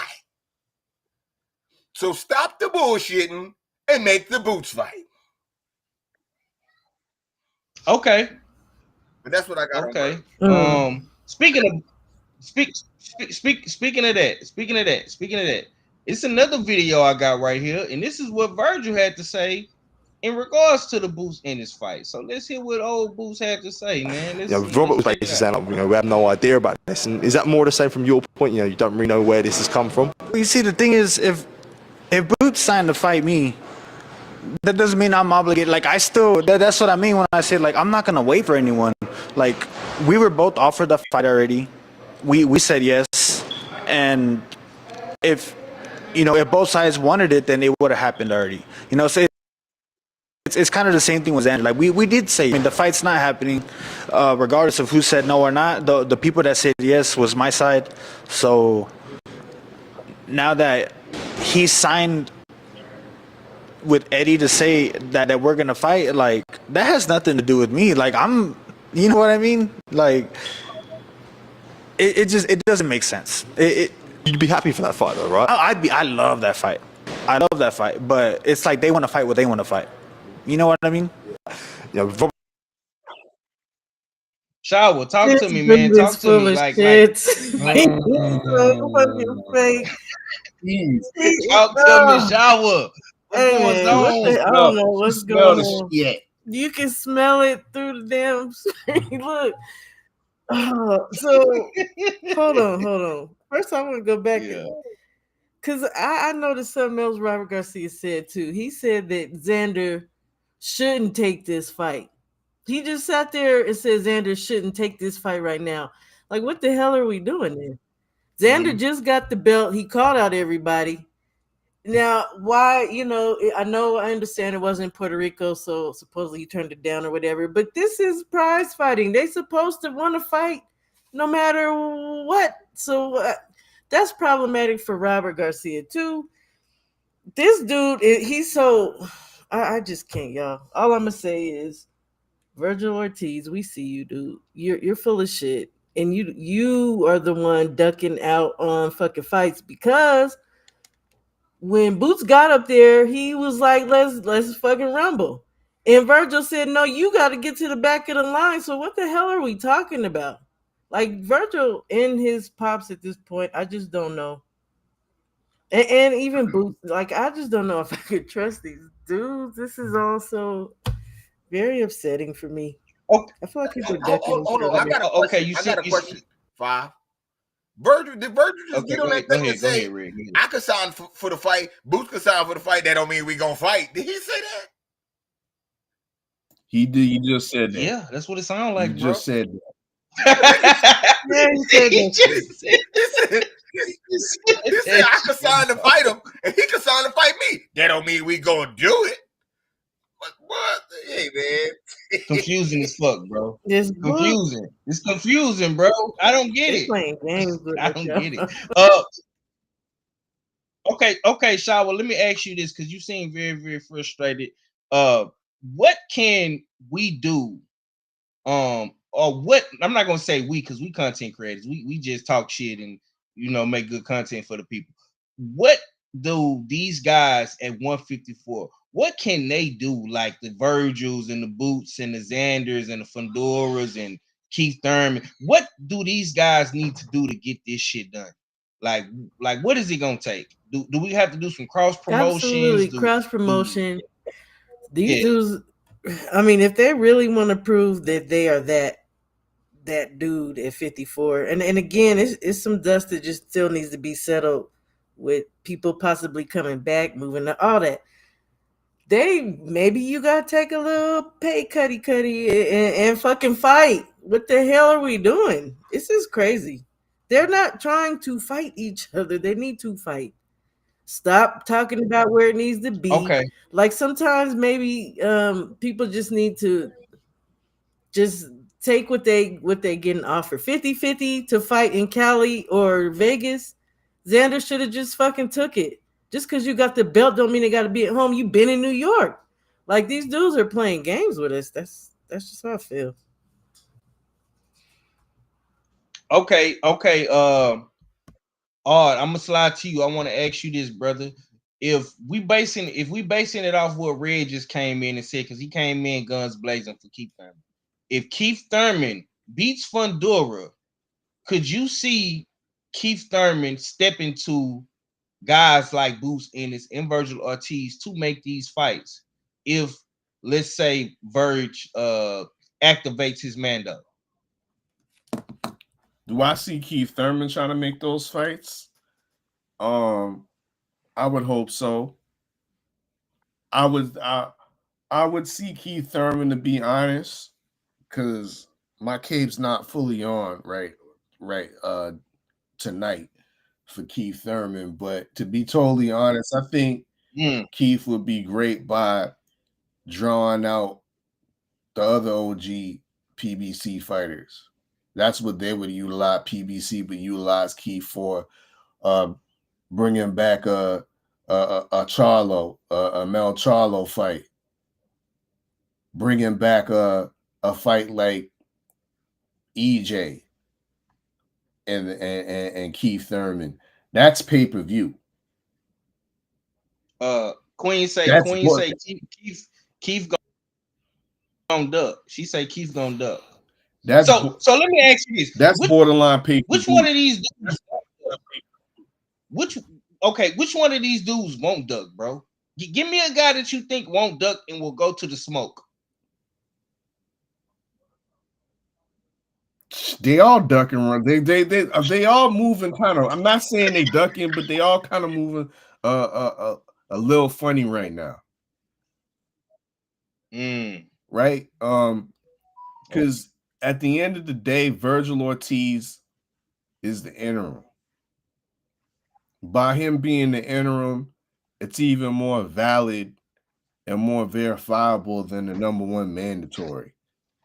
He could have easily went to the WBC and said, "Hey, Suleiman, I want to activate. I need my shot next.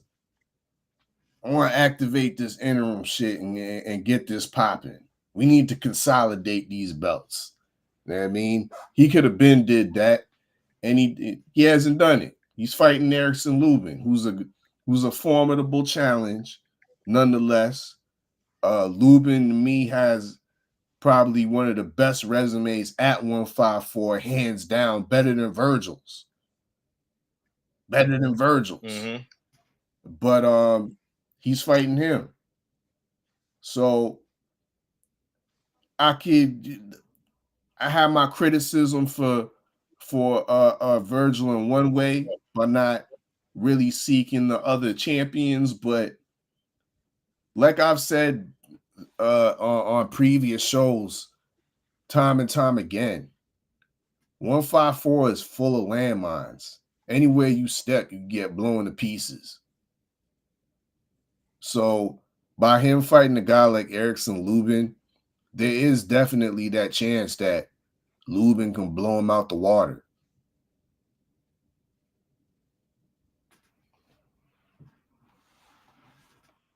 Now, upon further review, upon further thought, the one guy at 154 that will run to all the smoke is Erickson Lubin. There you go.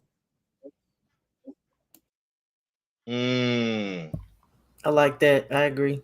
I would say I agree with Erickson Lubin, but I would say Baki.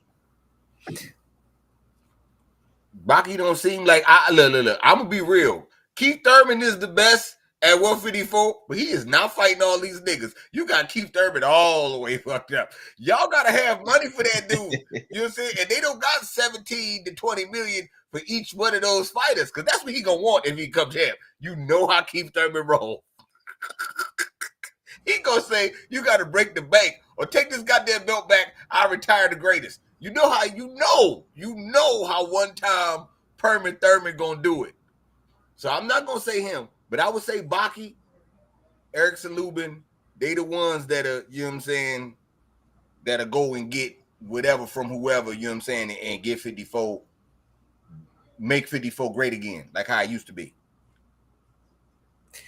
Look, I gotta say something about Queef. Look, this nigga wouldn't even go ahead. Nigga would not even fight Boots without, he didn't have shit. Talking about he needed 10 million. That was at 47.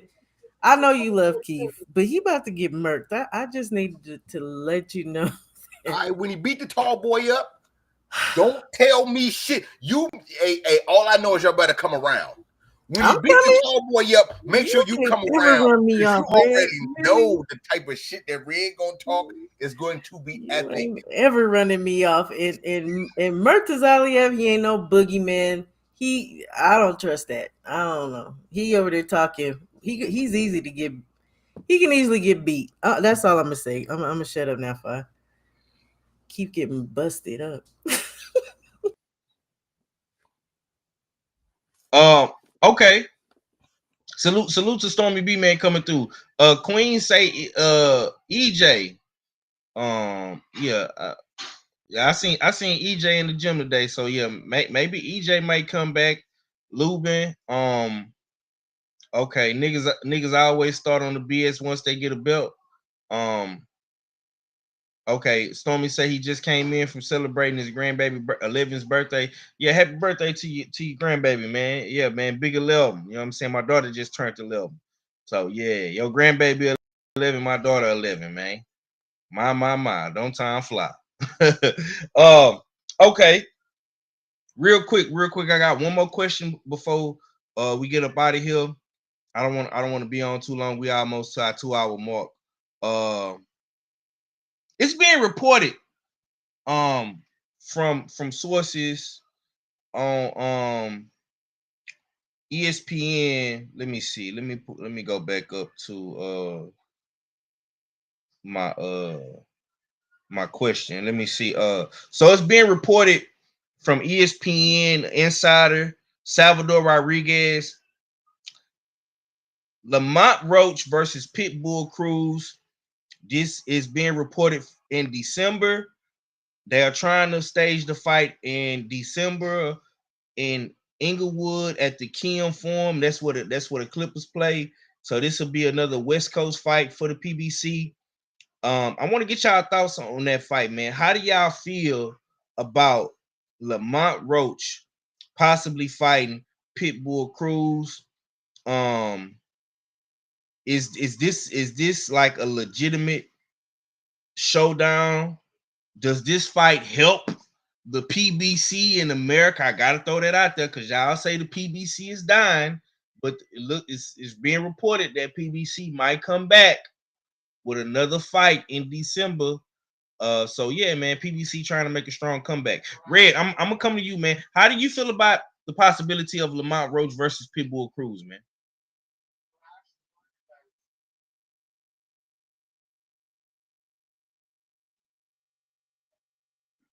Red, you there? Oh, Red fell off. Okay, Yeah. He coming back. Okay, so you say is it good for what? Is it good for America and what else? Is it good for PBC in America? Lamont Roach and Pitbull Cruz is being reported for December in LA. Yeah, that's good. That's good. That's better than Gabe Flores shit for damn sure. And I got real nervous because I've been seeing Lamont talking about, yeah, Pro Box is back in DC. I'm like, shit, you ain't on the card, is you, nigga? You hope that's just a commercial for the fuck going on. So to hear his Pitbull Cruz, I think that's good. Yeah. I think PBC is doing their best to say one of these dudes is the star that fought Tank. You know what I'm saying? One of them lost and didn't get knocked out, and the other one had a draw. Let them two fight. Let's see who the best. And maybe they might get a rematch with Tank or something. I don't goddamn know, man. I just know that they both formidable opponents against each other. I'm a little confused on the weight. Because didn't Pitbull fight at 140? Yeah, he was last seen at 140. Yeah, so I'm a little bit confused on the weight. But maybe, you know what I'm saying, is at 35 still, and he just lose the weight real quick, and they get it in. I'm definitely excited. I want to see how Lamont performs against someone who has a helmet underneath his skin. That's what I want to see. Yeah, I was just thinking that, bro. I'm like, man, sheesh. I don't know, bro. Lamont and Tank is totally two different styles, man. Okay, salute to the homie Abel in the building. He say Gatekeeper Thurman. Boy, you coming in here with the disrespect. Ooh, he say gatekeeper Thurman. How is he a gatekeeper, bro? He fighting for a title. You know what? You know who a gatekeeper? Listen, man. You know who a gatekeeper? His favorite fighter, the one that inspired him from Minnesota, David Morrell. That's a gatekeeper. That's the one that got the keys to the gate. You know what I'm saying? Wow. My bad. Yeah. Nah, bro. Nah, listen, man. I'm not the biggest Keith Thurman fan on the panel, but to call him a gatekeeper is crazy, bro. The man has been a champion for a cool little minute. Don't do that, bro. Don't do that. Said nah, bro. Don't. This is second fight at 154. He already fighting for a title, so you got to put some respect on his name a little bit, just a little bit. Shower, what you got on Lamont Roach possibly fighting Pitbull Cruz, man? Do you think that's a good fight for boxing and PBC in America? Okay, so the fight's supposed to be at 35, but I mean, I'm really just curious. It's money. It's good money for Lamont. Because I don't know why the hell Pitbull got a damn cult following, but what is the point? I don't really care about the fight, to be honest. Will I watch it? Yeah. I do want to see what Lamont look like fighting somebody with a helmet under their head, under their skin too. But I mean, I don't get excited about it. I don't know. I'm not excited for it. I think Lamont should be. I wish he could have got the Shakur fight for sure, But it is what it is. I don't know. What is the purpose of this fight? That's all I'm asking. That's all I got to say. Money. This the tank rematch mandatory fight sound like. Good luck with that. That's what it sound like. You know what I'm saying to me? Neither one of them is gonna see Tank ever again. That's all. Okay, so Shaw would say she's not excited about the rematch. I mean, with the Tank Davis mandatory. Salute to my big brother KG. He say that's good management. Hey man, whoever on Lamont Roach team, boy, they doing a hell of a fine job. If they get this boy this Pitbull Cruz fight, great job, team. Yeah, no excuse promotion. It's good money. You know what I'm saying? Fella, close us out on this, man. Possible Lamont Roach, Pitbull Cruz, December, LA, Kia Forum in Inglewood. You know what I'm saying? You know that's what Tank made him a star at in LA. So I know the Mexicans and Vatos gonna come out for this. You know what I'm saying? What you got on this fight, bro? I like it, but I don't like it. Like, I think it's an interesting matchup, intriguing matchup. Their styles, I think, would mesh well together. But at the same time, it's like Shaba said, what are they doing it for? Where's it going to be at? Is it going to be at 135? Why they doing Lamont like that? They going to send him out west to no fan base, to no support, to probably skewed judging when he's the boxer out of the two. They putting them in harm's way. Are they gonna put this on pay-per-view? You know how the PBC go. I wouldn't be surprised if they did. This is the type of fight. It would be cool if it was a main support, if it was like propping up a undercard or something like that. It'd be like, yeah, that shit make the card fire. But this is a standalone piece in LA. That's not saving no PBC, Five. That ain't bringing nothing back. The Pitbull's not on fire right now. What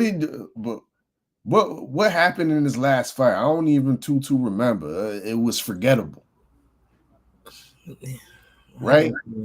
Pitbull hasn't he hasn't been on no type of streak, and Lamont Roach is just hanging on to that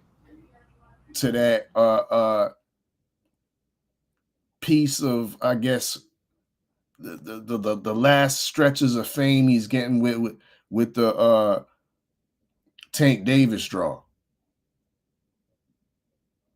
So put all that together, that don't make this no main event big fight in LA. I think it's gonna fall flat. We're gonna see. You know how back in the day you used to see they used to have the PBC and the Punch Bowl. What's that? That little open air arena they have over there. I forget what it's called. Yeah, that was the Fish Bowl. I remember. The Fish Bowl, and it always be like 30% full, always be half empty and shit like that. That's what I figure this fight's gonna look like. I mean, yeah, Pitbull has his fans, but I don't know. He has to have like a real A side to bring those fans out, I think, to be their own standalone support type of shit. So that's kind of my thoughts on it. I like the fight, but I don't like the fight. I much like the fight. I don't know what Red over there talking about, you know what I mean, clowning Pro Box. This fight is for Pro Box. I'd rather see this shit on Pro Box than watching on PBC pay-per-view. But that's my take. No, Odd, I wasn't clowning. Clowning. What I'm saying is Pro Box is throwing an event in DC, right? Like coming up. The last time we last time we talked about Lamont, we was talking about him he might be fighting Gabe Flores, right? So I see Gabe Flores, and then I see Lamont Roach talking about, Pro Box coming to DC, like he the main event. So I'm like, oh my God, he better not say he on the card about to fight Gabe Flores. Don't do me like that. You know what I'm saying? Give me a good opponent, and you know he did that. So that's what I was saying. Yeah, I'll say this, man. I'm just ready to see Lamont back in the ring, bro. Tank Davis then moved on to the white boy Jake Paul. You know what I'm saying? So you got to make moves out here, like Red say. You got to make moves, man. You know what I'm saying? Because Tank definitely ain't sitting around waiting on you. You know what I'm saying? So if it's not Gabe Flores, if it's Pitbull Cruz, it is what it is, man. I still got hope in the PBC. Hopefully they can, restore this thing. We get some big announcements real soon with Lamont, Pitbull, Charlo, Earl Spencer, some shit like that, man. We're gonna see what happens, man. But I'm finna get ready to get up out of here. You know what I'm saying? Got to get ready for work in the morning. I appreciate everybody for tuning in and tapping in with me. I appreciate Shaba pulling up, my boy Red, all fella held it down. Everybody in the chat that came through today showing love, man. Shaba, let me get your last, sis. Thanks for having me on. And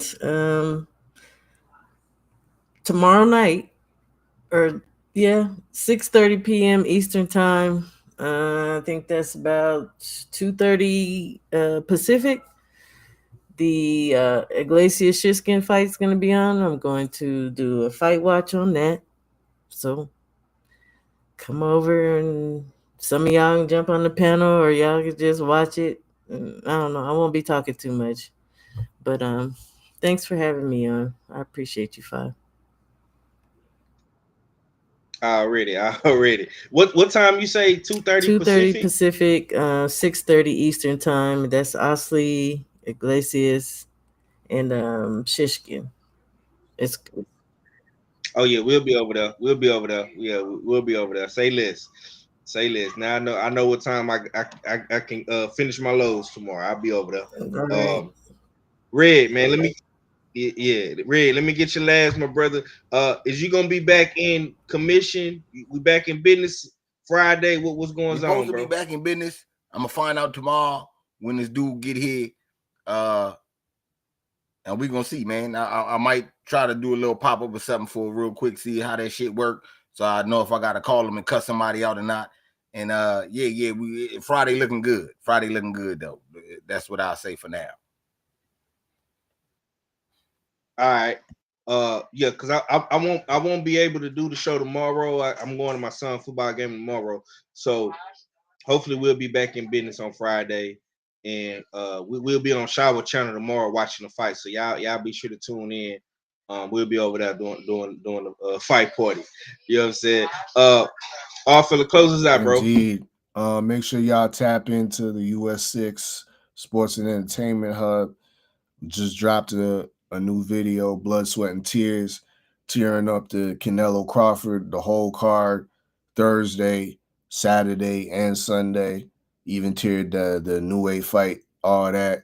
Deadlines for the US6 fight pool is approaching, in the dig. So, hey, I mean, it could be up to $250 up for grabs this come December. You know what I mean? A nice little windfall in time for the holiday season.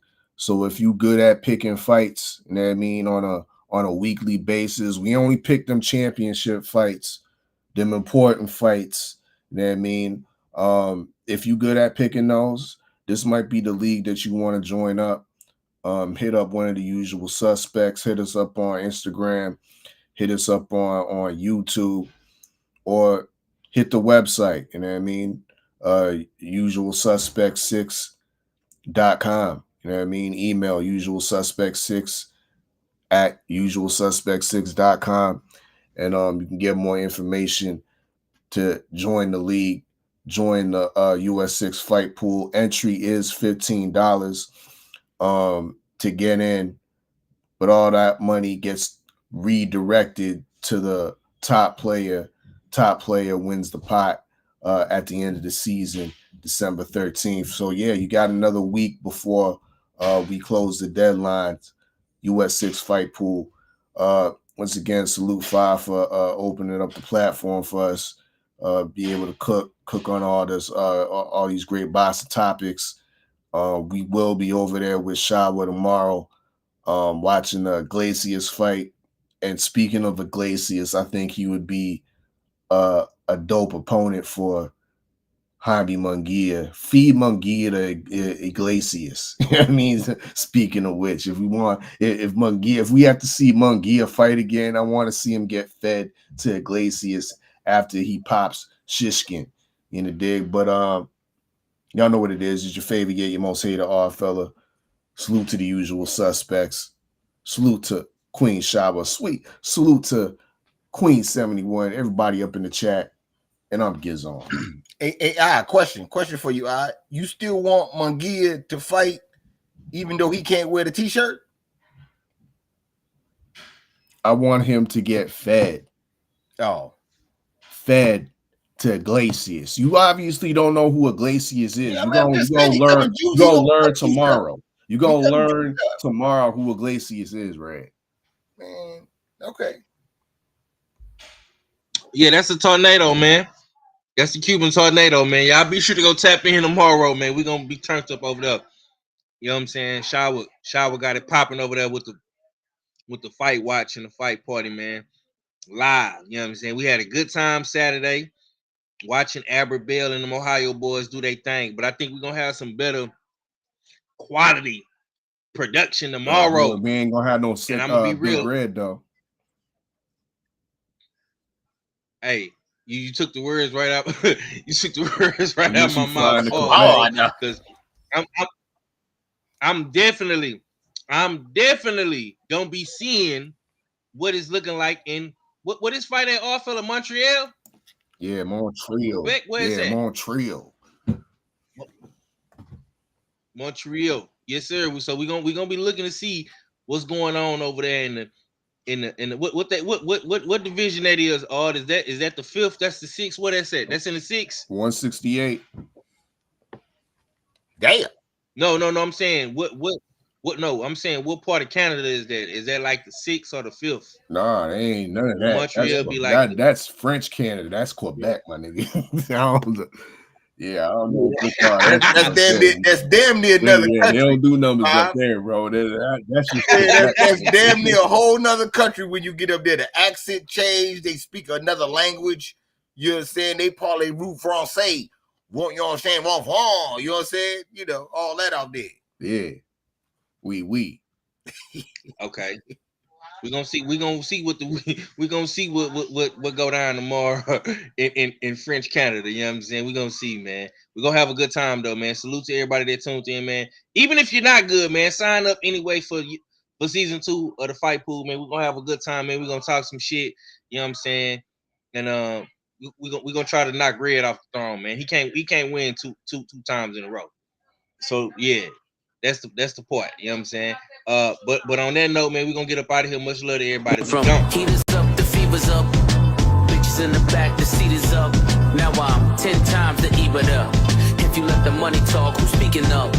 I'm sleepwalking, y'all don't dream enough. My third passport, I ain't seen enough. If you can breathe up there, it ain't steep enough. The scale don't lie, you ain't even us. Yeah. Sure they want me hitter like an archer, but I'm not that sprint.